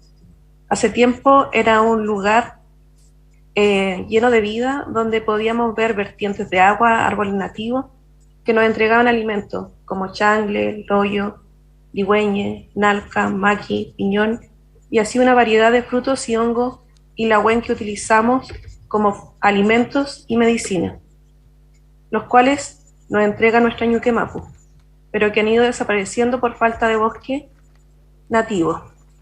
Entonces nos preguntamos, ¿por qué no podemos recuperar lo que fue de nuestros abuelos y hacerlo nuestro? Es nuestro derecho desarrollarnos como mapuche y recuperar nuestras tradiciones, nuestro kimun y nuestra espiritualidad. Sí, gracias. En 2018, avec un groupe de jeunes mapuches, nous nous sommes réunis pour discuter de la situation actuelle de notre territoire. Nous avons constaté que les communautés s'appauvrissent, nous n'avons pas de terre, pas assez de terre, l'eau est rare, et la plupart des ressources sont sous le contrôle d'entreprises forestières qui nous refusent l'accès. Sur notre territoire, il y a des monocultures de pins et d'eucalyptus qui ne sont pas naturelles. Il y a longtemps, c'était un endroit plein de vie, où on pouvait voir des ruisseaux d'eau, des arbres endémiques qui nous fournissaient de la nourriture, comme les changles loyo digüenes, ce sont des champignons, et une variété de plantes et de fruits que nous utilisons, mais qui disparaissent en raison de la perte de la forêt naturelle. Alors nous nous sommes demandé pourquoi nous ne pouvons pas récupérer ce qui a appartenu à nos grands-parents, aux anciens, et le faire nôtre à nouveau. C'est notre droit de nous développer en tant que Mapuche, de récupérer notre identité, notre kimun. Le kimun, c'est des connaissances et des savoirs qui sont liés à un territoire, et notre spiritualité. En el 2019, parte de la comunidad Ignacio Yancapán de la comuna de Cañete, en la región del Biobío, hicimos ocupación del cerro que abarca aproximadamente 900 hectáreas, perteneciente a la forestal Mininco y Arauco, que colinda con nuestra comunidad. Este cerro es el lugar del origen del estero Conhueco, cuyas aguas pasan por nuestra comunidad. Sin embargo, este sector se encuentra totalmente cubierto de monocultivos, especies exógenas, y las forestal tienen un control total de este espacio. En 2019, donc, il y avait une partie de sa communauté, Ignacio Yancapán, ont occupé une colline qui est d'environ 900 hectares et qui appartient aux deux plus grandes entreprises du pays, Mininco et Arauco. Cette colline, en fait, c'est la source d'un estuaire dont les eaux traversent aussi la communauté.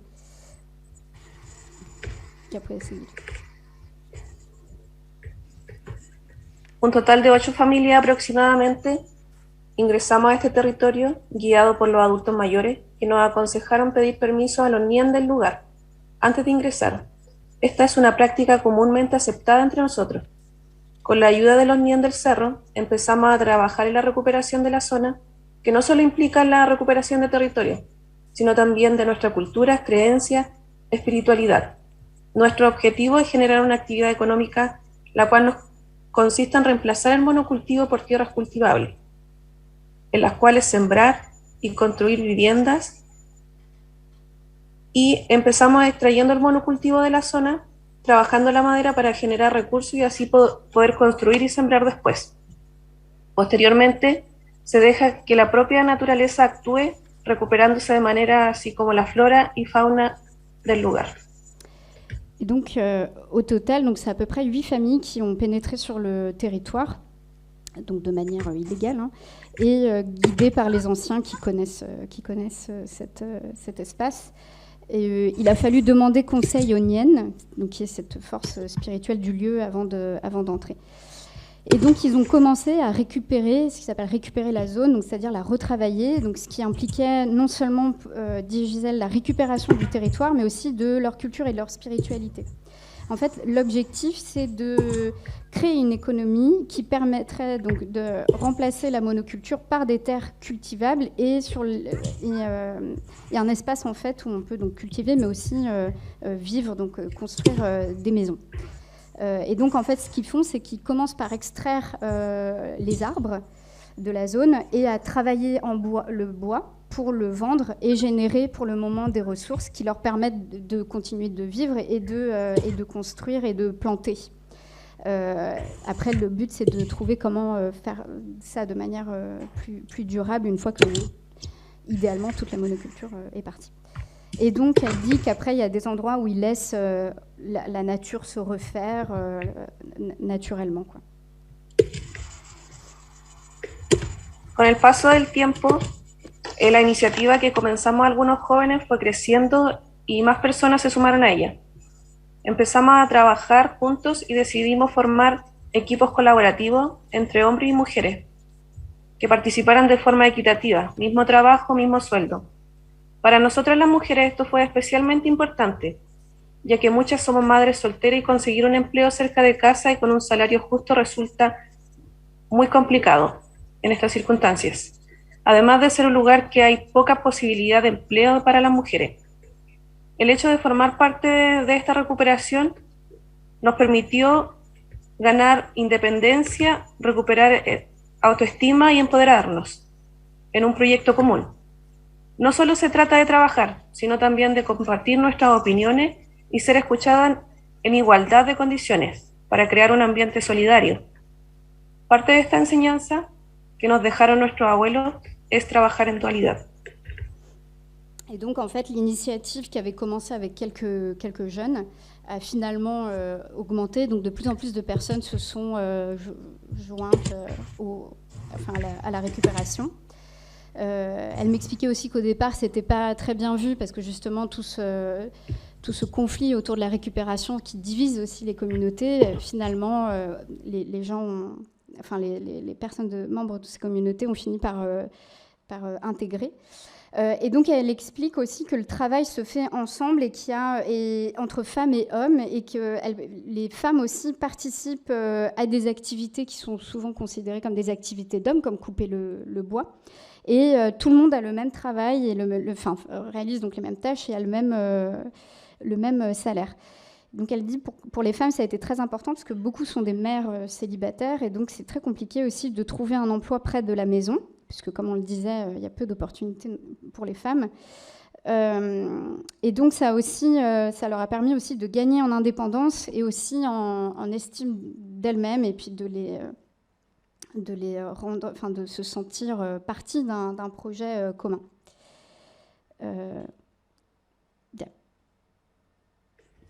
Entonces, formamos nuestros propios horarios de trabajo para poder estar con nuestra familia y en algunas ocasiones llevamos a nuestros hijos a nuestro trabajo, alivianando la carga familiar. Además de nuestro trabajo, también recuperamos nuestra tradición y espiritualidad. Organizamos Tragun, Yeyipún y Yeimagún y celebramos el Huetripantu, en la cual participan autoridades tradicionales mapuches como son los Lonco, la MUEN de diferentes territorios, la MUEN de nuestra comunidad y muchas personas colaborando. Las mujeres organizamos Tragun, que son trueque o intercambio de plantas, semillas, alimentos. Estas son actividades culturales que nos permiten cultivar nuestra cultura y tradiciones y recuperar nuestra espiritualidad y conexión con el espacio. Donc elle explique qu'elles peuvent établir leur propre horaire de travail et être aussi avec leur famille. Et donc parfois elles emmènent les enfants, ce qui allège la charge familiale. Et donc par ailleurs,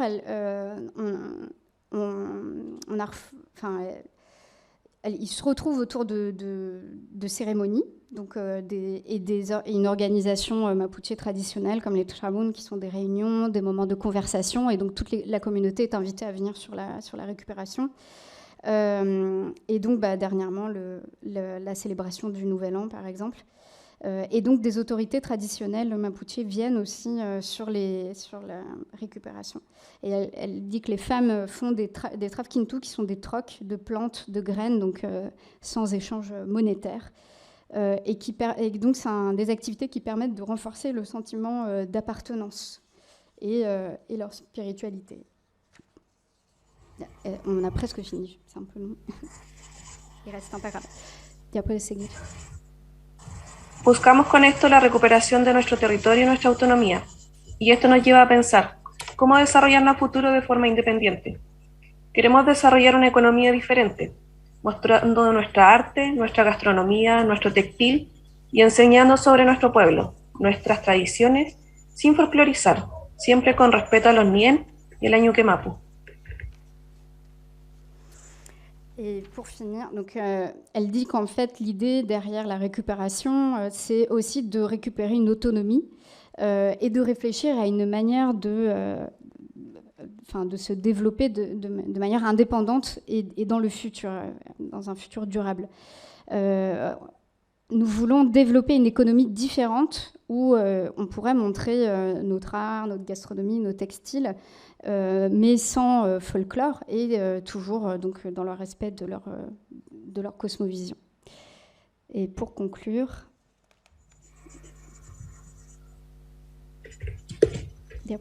Como mapuche necesitamos sembrar, cultivar, plantar para ir construyendo nuestro raquiduam, nuestra dignidad y nuestra cultura. Vivimos a diario el despojo y vivimos militarización de nuestro territorio por el Estado. Sin embargo, nuestra Ñuquemapu nos llamó a nuestro lugar de origen, nuestro lof. Vivimos como copihue, resistiendo en la adversidad, tomando raíces y floreciendo. Donc elle explique qu'ils vivent au quotidien la dépossession et en plus la militarisation de leur territoire. Et donc, pour information, dernièrement, l'entreprise forestière a émis une dénonciation contre la communauté et donc un délogement est imminent. Et sa conclusion, c'est « Nous vivons comme des copiouets », donc c'est une fleur endémique qu'on retrouve encore dans les plantations forestières. Nous résistons dans l'adversité, nous nous enracinons et nous nous épanouissons. Voilà. Désolée, c'est un peu long avec la traduction, mais c'était important pour nous qu'elle puisse avoir aussi un moment de parole. Et juste pour conclure, en fait, cette récupération qui est illégale coexiste aussi avec des récupérations dites conventionnelles et qui se font par des moyens légaux, notamment en invoquant ces titres de propriété collective. Enfin voilà. Et en participant aux politiques publiques, voilà, aux décisions. Ouais, je m'arrête. Merci en tout cas. Gracias, Gisèle.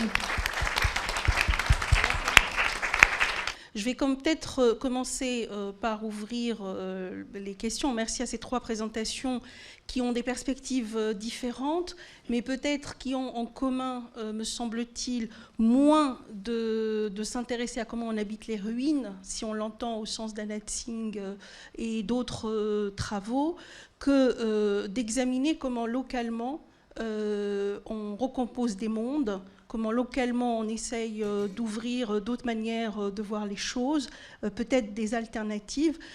Du coup, ma première question serait sur justement ce lien du local à des questions plus systémiques. Parce que je ne vais pas revenir à Natsing et les grands flux, mais notamment sur le cas du Chili, qui est peut-être très notable, la répression militaire, ce qui a été décrit, c'est ce qu'on retrouve sur beaucoup de territoires, y compris non indigènes, au Moyen-Orient, etc. Vraiment de destruction des maisons, de dépossession des territoires. Donc comment vous voyez cette articulation entre, justement, peut-être ce que vous mettez en avant et une réflexion plus systémique, vu que c'est un peu les mêmes problèmes qui se posent un peu partout. Ma deuxième question, je vais aller très vite, et c'est peut-être parce qu'on a aussi dans la salle des collègues de sciences dites, on va dire de non-sciences sociales et humaines, je le dis comme ça, et donc ils font l'effort de nous écouter et de voir, justement, il me semble que ce qui est proposé, c'est aussi d'autres explorations en sciences humaines et sociales, peut-être des recherches, je pense tout particulièrement à la première et la deuxième intervention, d'autres manières de rendre compte des choses à travers des expérimentations sur les territoires, à travers une vision plus sensible. Mais c'est peut-être une question un peu provocante de ma part, c'est vraiment qu'est-ce que ça apporte aux populations localement. Je fais exprès de le dire comme ça, parce que sur un territoire comme le territoire de Sevran, on sait qu'il y a des populations très différentes, il y a des migrants. Faire de l'agriculture sur une friche qui est pas loin de l'aéroport, pas loin d'industrie, peut-être que moi je suis complètement déformée par les questions de pollution, c'est pas du tout quelque chose que certains recommanderaient. Je fais exprès de vous poser comme ça la question, sachant que justement les ruines à Sevran, cette cité, je ne sais plus comment elle s'appelle, cette grande cité qui est à Sevran, où la vie est quand même très très difficile, donc comment vous articulez ça? De la même manière, comment les Normands, qui ont été appelés Normands, finalement, qui connaissent très bien leur estuaire, etc., qu'est-ce qu'ils apprennent de nous, les chercheurs en sciences sociales? Je fais exprès de poser comme ça les questions, parce que certes, nous apprenons beaucoup de ces expérimentations-là, certes, c'est très intéressant de rendre compte de notre réflexivité, mais je pense qu'on peut interroger aussi notre réflexivité à travers ce que pensent de nous d'autres, des chercheurs qui sont ailleurs, ou des chercheurs ou des populations qui sont sur le territoire. Et peut-être une dernière question sur le titre... pardon ? Non, justement, pour le Chili, sur récupérer la terre, récupérer notre identité, et c'est une question aussi pour Gisèle. c'est qu'est-ce que c'est les identités, ce sont des identités mouvantes, on le sait, il y a suffisamment de travaux et de réflexions collectives. L'identité telle qu'elle est conçue aujourd'hui ne peut pas être la même qu'il y a celle de 50 ou 60 ans. Donc est-ce qu'il y a des réflexions même sur l'identité qui sont des identités reconstituées en partie au regard, je dis ça vraiment au regard des travaux que nous avons sur d'autres régions du monde. Voilà, j'étais moi-même trop longue, donc la parole est à la salle. Je propose qu'on prenne 2 ou 3 questions. Je vous bombarde de questions, vous aurez le temps d'y répondre. Thank you. Amazing. I think I'm going to be reiterating maybe some of what was said, but the panel together is just so interesting. When I was listening to the last presentation, I was remembering a conversation I was having with Angelina Lewis, who's Emmy Engel from Mobilook, from that area, I said. And we were in her land, and we were in a mangrove, and we were looking for sea snails. And she hesitated, and she said, "You know, Mom, it's like COVID." And I said, "Well, how's it like COVID?" And she said, "Well, these are my relations. These sea snails are particularly related to her family, but because of the distribution of toxicity from, in part, the kind of extractive capitalism that goes into making these new cities, these new eco-cities, these new eco-neighborhoods, I'm afraid to be in relation with my own family, these sea snails, because they might be poisonous." And so, in this conversation, it was so reminiscent of like, okay, so, you know, she's like, how we're going about trying to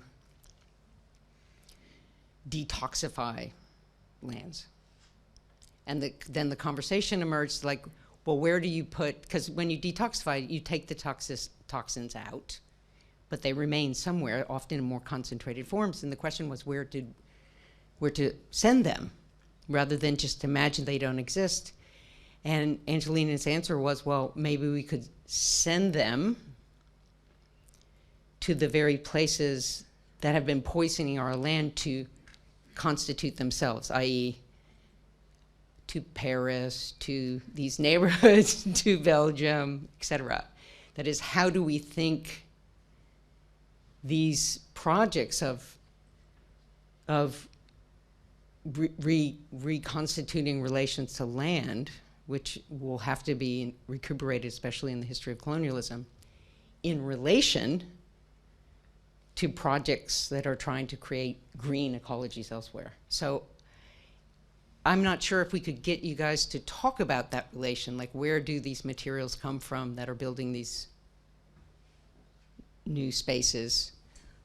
Where can we send the toxicity that have been disrupting indigenous relations once we get them out of indigenous countries?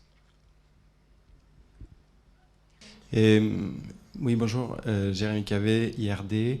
Merci beaucoup pour ces 3 présentations très, très inspirantes. J'avais peut-être des questions de clarification sur les pratiques somatiques qui ont été évoquées dans la première présentation. Qu'est-ce que c'est? Peut-être un éclairage méthodo sur les ateliers controverses en action aussi à Sevran. Ce serait intéressant. Et para Gisele Milady Lepillan, ¿me oye?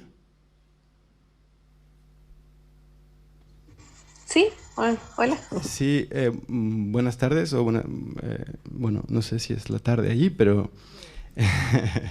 Buenos días. Sí. Buenos días.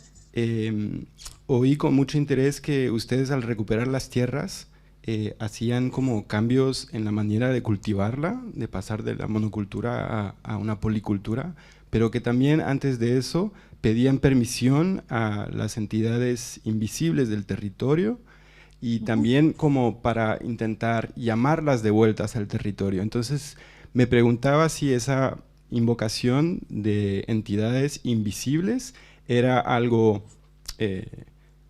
propio a la cultura mapuche en general, o si eran entidades vinculadas a este territorio específico, y en ese caso, bueno, ¿cómo las ubican o cómo ustedes se dirigen hacia ellas?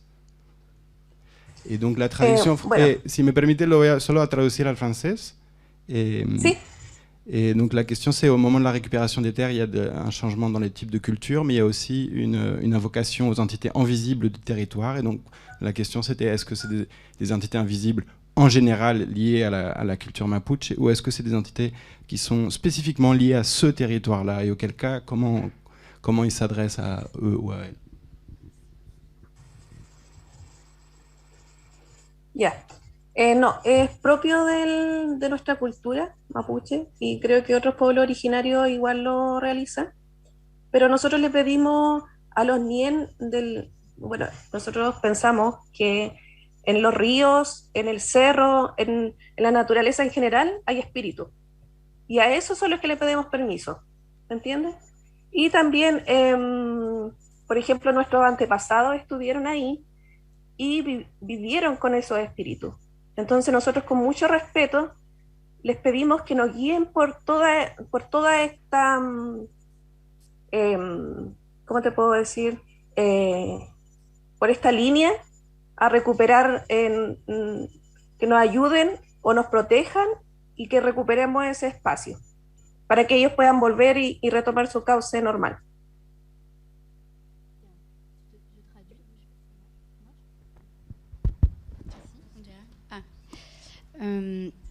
Donc elle dit que oui, effectivement, le fait qu'il y ait des entités invisibles qui protègent des lieux naturels, c'est pas forcément propre aux Mapuche, que d'autres cultures autochtones aussi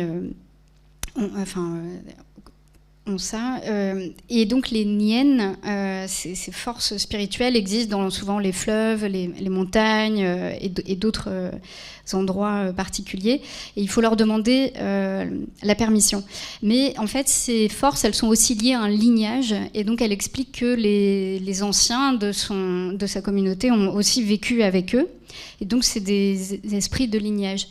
Et du coup, je vais rajouter quelque chose parce que j'ai rencontré Gisèle sur mon terrain de recherche qui est dans la région de la Araucanie, qui est à peu près à 2 heures de là où elle vit, où est son lieu d'origine.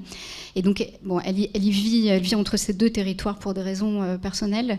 Et elle, souvent, quand on parle, elle m'explique qu'elle ne se sent pas appartenir à ce territoire dans la région de l'Araucanie, parce qu'elle ne connaît pas les lieux naturels, mais aussi les esprits qui y sont. Et elle expliquait aussi, et c'est assez parlant, donc cette institution avec la loi de 93 qui reconnaissait les peuples autochtones au Chili, qui est chargée de la question de la terre, c'est un institut de l'État qui va acheter des terres pour les communautés mapuche. Et parfois, on va acheter des terres, mais qui ne correspondent pas au territoire d'origine. Et donc elle explique, elle disait que c'était complètement fou parce que c'était comme si moi bretonne on m'emmenait dans une terre d'Auvergne, et donc elle disait moi je me sens pas du tout liée à cet endroit, les esprits ne me connaissent pas, ils sont censés me protéger mais peut-être qu'ils vont pas le faire parce qu'on se connaît pas, et donc il y a un rapport de connaissance comme ça qui est lié aussi au lignage. Voilà, je sais pas si c'est très clair. Vous continuez à répondre peut-être aux questions qui ont été posées. Oui, peut-être je peux répondre sur la question de qu'est-ce que ça apporte. C'est toujours difficile d'arriver à répondre à ça. En tout cas, c'est la volonté d'appliquer une méthodologie, nous, sur Sevran, qui... Enfin, quand on a d'abord fait des entretiens préliminaires, je pense que c'est Clémence qui les avait fait, on a eu une réponse qui était « on en a marre d'être l'objet d'enquête ». Donc la première... Enfin, déjà, c'est comment on fait des sciences sociales, pas sur eux, mais un peu plus avec, déjà, eux et elles, dans ce cas-là, cette population. Et alors il y avait un peu ce mouvement d'être passé d'objet d'étude à... Il y a déjà la question de la participation citoyenne, donc ça il y avait des dispositifs mis en place par la mairie notamment, et c'est comme ça que le dernier projet de piscine à vagues de surf a été rejeté. Nous, l'idée ça a été de transformer quelque chose qui était pédagogique, une méthode qui avait été inventée par Bruno Latour de cartographie de controverses, l'idée d'enquêter sur des controverses. C'est un dispositif pédagogique, et ce qu'on se rendait compte quand même, on était assez lucide pour se rendre compte que ce qui était intéressant, c'était plus le fait de faire l'enquête que les résultats de l'enquête. Et on s'est dit, l'important aussi, ce serait, avec des citoyens, de se dire, l'étape suivante peut-être de la participation, c'est pas juste de demander l'avis, mais c'est de faire toute l'enquête sociologique de terrain, toute l'ethnographie, avec les habitants aussi, en décidant ensemble de qu'est-ce qu'on fait la prochaine fois. Là, on continue à écrire avec un comité de lecture, et pour détailler un petit peu la méthodologie, on est allé, on a dû faire 7 ateliers d'une demi-journée sur place, où l'idée était à chaque fois d'inviter quelqu'un. On a Benoît Verja ici qui nous a fait un atelier justement avec une dimension somatique, de se rendre compte de décrire un petit peu les sons. On a eu des ethnographes, des paysagistes, des urbanistes qui nous ont aidés à enquêter ensemble. Et ensuite, on est allé plein de fois encore pour constituer un comité de lecture, et donc, comité de ce qu'on écrivait. Donc on écrit et on continue à vérifier ensemble, c'est les mêmes personnes qui continuent ce travail-là. Dans un contexte un peu... effectivement, la cité à côté, il y a de la drogue, il y a de la criminalité, on ne peut pas nier ça. Quand on était dans une maison de quartier, juste la première fois qu'on a fait une réunion, on voit que, il y avait une certaine pression à regarder qu'est-ce qui se passait.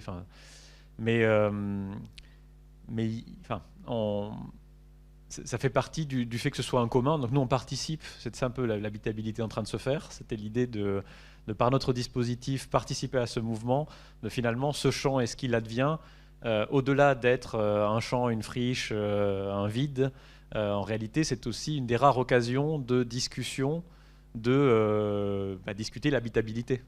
Et c'est en discutant l'habitabilité qu'il y a une possibilité de rendre habitable un territoire, ou de s'intéresser à ce à quoi ils et elles tiennent collectivement. Et puis nous, venant de Sciences Po et de Paris, il y a aussi une dimension où produire de la donnée sans... c'est juste la condition de la qualité, aussi, quand même, ce type de dispositif pour nous. Ne pas dire n'importe quoi sur ce qui se passe là-bas. Et peut-être dire aussi, parce que c'était aussi un peu la conclusion qu'on n'a pas eu le temps de donner, mais que de ce fait, l'habitabilité, on ne voit pas comme une liste de critères aussi à remplir, mais ce qui nous a semblé le plus intéressant, en fait, c'est que ce soit vraiment une forme de processus, de discussion, de débat, de controverse, de négociation, en fait, avec à la fois des habitants qui sont juste autour de ce champ, des gens qui viennent un peu plus loin à Sevran, des gens de Villepinte, et bien sûr tous les non-humains aussi qui traversent, qui sont là. On a beaucoup travaillé avec des ornithologues aussi locaux qui ont participé aussi à des cartographies à l'échelle du Grand Paris. Et donc c'est une sorte de discussion un peu tous ensemble, de processus de négociation, et que c'est là-dessus en fait que cette habitabilité se fait, et qu'il y a ce contraste. Alors nous, bien sûr, on intervient à une échelle minuscule, on est un tout petit groupe. Le travail qu'on fait, il n'a pas vocation à transformer le devenir vraiment de cette plaine. En fait, on se pense même comme une anti-étude d'impact au sens des grands aménagements, parce qu'en fait, c'est justement à côté. Non, on n'essaie pas justement d'instrumentaliser, mais plus à travers la description, de voir ce qu'on arrive à remarquer, à rendre important pour aussi s'attacher à ce lieu. Et ça, c'était un processus assez intéressant à construire avec les habitants. Et même nous, on s'est aussi attaché à cette plaine. Et après, ces questions locales, on les rattache quand même peut-être à une question qui sera un peu plus grande, qui est celle de la métropolisation. Parce qu'en fait, bien sûr, c'est pris dans un processus d'urbanisation, maintenant surtout dans un processus du Grand Paris. Ces projets qui tombent littéralement sur Sevran, avec des termes comme attractivité au-delà de l'artificialisation propre à l'urbanisation, maintenant on a la question de l'attractivité du territoire, marketing territorial. Sevran doit se positionner de telle manière par rapport à d'autres endroits sur l'échiquier du Grand Paris. Et donc ça, bien sûr, c'est de montrer le contraste énorme, et c'est la concertation qui a été menée par la mairie au printemps 2021, a montré ce décalage énorme entre les attentes des habitants. Qui va payer l'eau? Elle vient d'où en fait, l'eau pour cette piscine avec de surf, 50 € de l'heure, etc. Et donc voilà, ces concernements en tout cas qui sont extrêmement importants, et qui contrastaient aussi vraiment avec cette question de qui sont les gens qui font cette métropole, comment ils la construisent, et par quel mécanisme et avec quel projet en fait derrière. Donc il y a ça un peu en toile qu'on essaye là de plus montrer peut-être dans le livre qui est à paraître, que ce qui a été aussi dans les ateliers. Mais après, les ateliers partaient aussi de ce projet abandonné, et que tout le monde avait vécu d'une certaine manière à Sevran. Bon, je me permets de mettre juste un dernier petit morceau très rapide de réponse sur la question des identités. Donc, pour répondre, donc, comme vient de le faire Clémence, on a fait ressortir des concernements. On s'est mis dans une approche du coup de description commune, enfin dans une démarche de description commune avec les habitants, et ça a aussi fait surgir, alors je ne sais pas si c'est des identités composites, mais en tout cas c'est que ça a permis à certaines personnes de réhabiter un lieu qu'elles considéraient uniquement comme une cité dortoir, comme un endroit où elles dormaient. Enfin, je pense à Hélène qui nous disait c'est que depuis cette année que je me sens habité à Sevran. Je crois qu'elle a dit, enfin, en substance c'était à peu près ça. Peut-être qu'elle n'a pas utilisé le mot habité. Hein. Bon. Mais voilà, enfin, on a dans ce travail de description commune, on a aussi une manière de se réapproprier son lieu de vie qui semble être une contribution très concrète de la recherche. Et enfin, je termine juste en disant que c'est aussi une mise en mouvement assez directe des personnes qui ont participé à l'enquête. On a par exemple un habitant d'un des quartiers à côté qui a relancé une amicale de locataires qui avait été éteinte depuis 10 ans et dont il nous a dit que c'était un des effets de cette enquête commune, de l'avoir motivé à se réinvestir dans la vie collective de son quartier. Puis on a aussi dans ce collectif des personnes tout simplement qui sont des élus, qui travaillent notamment par exemple sur le nouveau plan local d'urbanisme qui porte sur la ville. Et donc le fait de participer à cette enquête a des conséquences aussi sur l'action sur l'action commune qui porte sur ce territoire, bien que notre travail avec eux soit un travail de description et pas un travail de projection, comme on disait. Merci. Alors, je vais commencer par la fin, sur les pratiques somatiques. Donc, c'est des pratiques qui ont émergé à la fin du 19e siècle en Europe. Et il y a plusieurs vagues, en fait, historiquement, de cette multiplicité de pratiques. Donc, c'est des pratiques corporelles, d'abord. Et dans les années 70, il y a un philosophe-thérapeute qui a voulu les regrouper et les penser ensemble avec ce premier livre qui s'appelle Bodies in Revolt, en les présentant comme des pratiques qui refusent le dualisme corps-esprit et qui refusent que l'individu serait séparé de son milieu. Et donc qui essayent de réinscrire les subjectivations dans la spatialité des milieux. Et elles ont aussi en tout cas, elles essayent d'exprimer à un endroit que le savoir vécu a de la valeur, ou en tout cas autant de valeur que d'autres types de savoir. Ensuite, pour revenir à d'autres questions qui ont été posées, sur la place du local et des enjeux systémiques, donc là, sur disons, la dégradation des écosystèmes marins, c'est un enjeu systémique dans le sens où la déplétion et la surpêche, c'est un phénomène, c'est un problème à l'échelle mondiale. Et après, quand on zoome sur qu'est-ce qui se passe concrètement sur la baie de Seine, l'un des enjeux là, pour les écologues, c'est de se dire quel est l'état initial en fait, de notre écosystème. Est-ce qu'on regarde les données telles qu'on les a depuis 30 ans?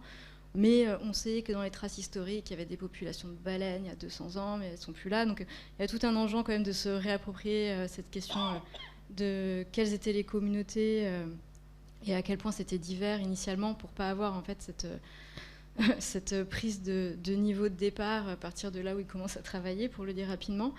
Après, sur la baie de Seine, on a aussi des enjeux type systémique. Il y a le grand couloir de trafic maritime en fait, qui passe entre et qui interpelle des échelles. Donc les écologues ils vont travailler avec un modèle un peu universel, EcoSpace, qui a été du coup formalisé pour plein de types d'écosystèmes, et après ils ont été l'adapter concrètement aux espèces qu'il y avait, aux communautés, au terrain géologique qu'il y avait dessous, voilà, pour donc une forme d'adaptabilité à cet endroit-là. Mais par contre, à aucun moment, ils étaient dans une approche de venir travailler sur des cumuls d'impact. Donc le cumul d'impact, c'est-à-dire que non seulement on imagine que ça va être de pire en pire, jamais on prend le temps d'imaginer des modèles qui imaginent quelque chose qui serait moins pire, et d'autre part, ils étaient complètement coupés de ce qu'on pourrait dire la société, de qu'est-ce que voulaient les gens qui vivent là, ou même quels sont... Alors, c'est pas complètement vrai avec la pêche, mais pour des raisons économiques, ce qui faisait que tout d'un coup, ils avaient des espèces qui étaient hyper importantes dans leur réseau, voire d'autres qui étaient complètement invisibilisées. Donc voilà, il y a tout un travail, il me semble, de à la fois repeupler de façon complexe les communautés, et là, en ce moment, de repeupler les futurs, les scénarios de ce que désirent les gens et de comment fonctionne en fait ce qu'on appelle des fois le socio-écosystème. Donc ça va dans cette orientation-là. Qu'est-ce que ça apporte sur un territoire? Donc là, nous, dans notre démarche, je pense que je pourrais mieux répondre plus tard, vu qu'on a reçu pas mal d'habitants ou d'élus dans un premier temps, et on va les re-recevoir avec les résultats et la mise en débat. Donc je pense qu'il va y avoir un retour. Nous, ce qui était important, c'était d'avoir ce message que quand ils font de la planification aussi bien sur le littoral que sur la planification en mer, qui en ce moment est en train d'être faite, et notamment ils ont plein de projets d'éoliennes en mer, puis cette prise en compte cette parole des locaux, puisque pour l'instant elle avait juste pas de place. Et après, qu'est-ce qu'ils apprennent des chercheurs? Ça dépend évidemment des personnes qu'on a rencontrées. Je sais, quand on est arrivé dans les écoles, alors, moi qui suis aussi chercheuse en danse, je disais, ah bon, la recherche en danse, ça existe? Mais bon, ça, c'est pas plus ou pas moins que mes collègues dans le milieu académique. Mais après, je pense qu'ils hallucinaient aussi sur le fait que, mais dans la recherche, vous pouvez venir comme ça, donner des ateliers pendant une semaine, vous pouvez un peu prendre soin de nous, où on vous intéresse. Il y avait quelque chose comme ça qui était assez intéressant. Ah bon, c'est pas payant, c'est gratuit, donc tout un tas de choses comme ça qui étaient... je pense comme partout, quoi, ça permet, je pense, de connaître l'autre et de raconter ce qu'on fait, d'enlever des caricatures et voilà, des choses comme ça. Ensuite, sur la question de détoxifier nos territoires, peut-être que toi, tu veux répondre à tout, parce que vu l'heure, c'est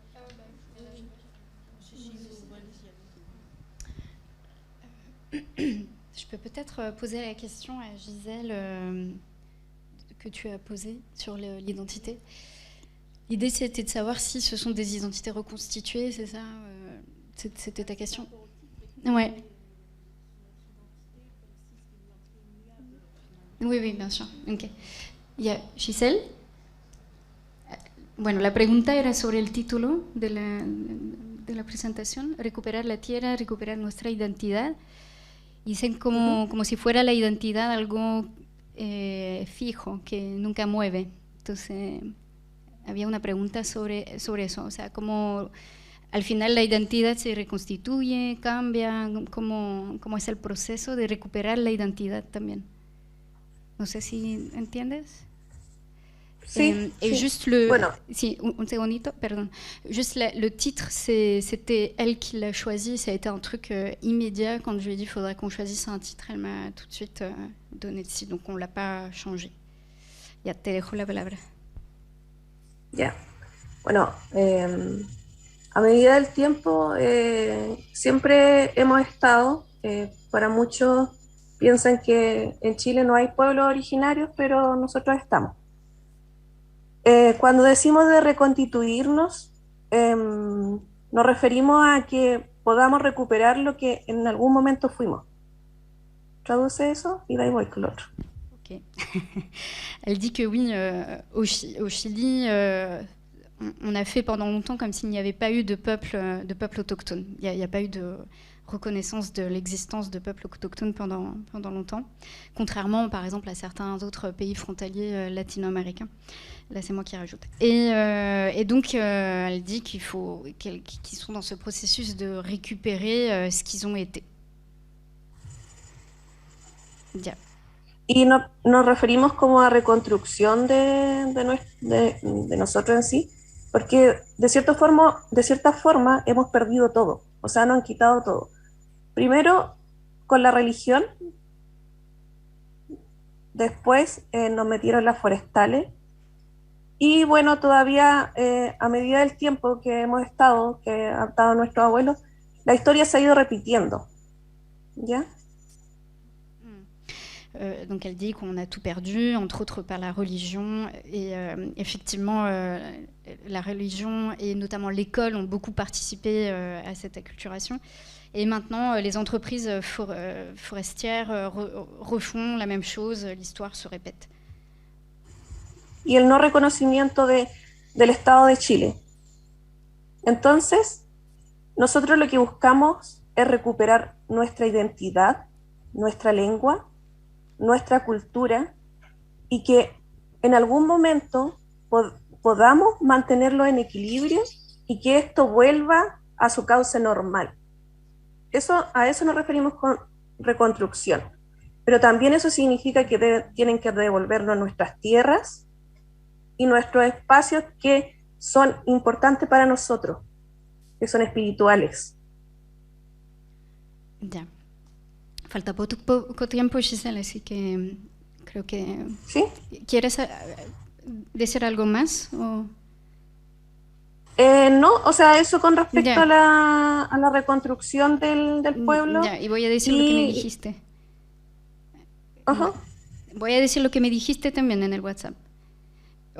Elle dit qu'on cherche à retrouver la langue, puisqu'en fait, finalement, très peu de Mapuche parlent et entendent le Mapudungun, leur langue. Et donc, il y en a beaucoup. Il y a tout un processus, notamment chez les jeunes générations, de prendre des cours de langue, la culture. Et elle dit que c'est une recherche d'équilibre. Et puis surtout, la question de la terre qui est très importante.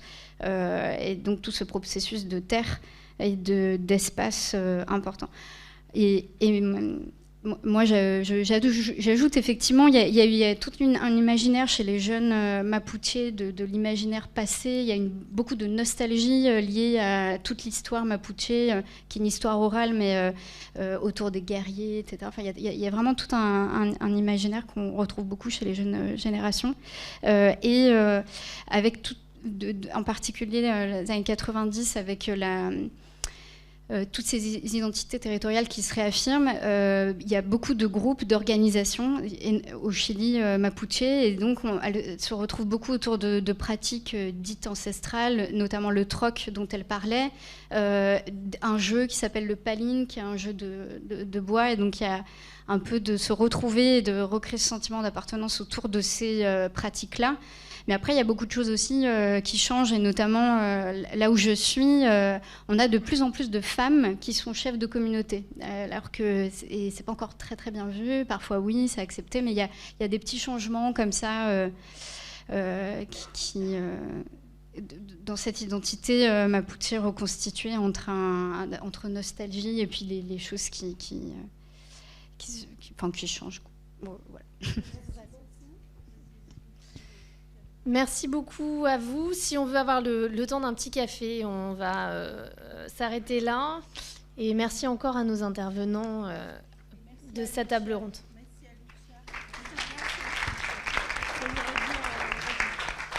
Muchas gracias, Giselle.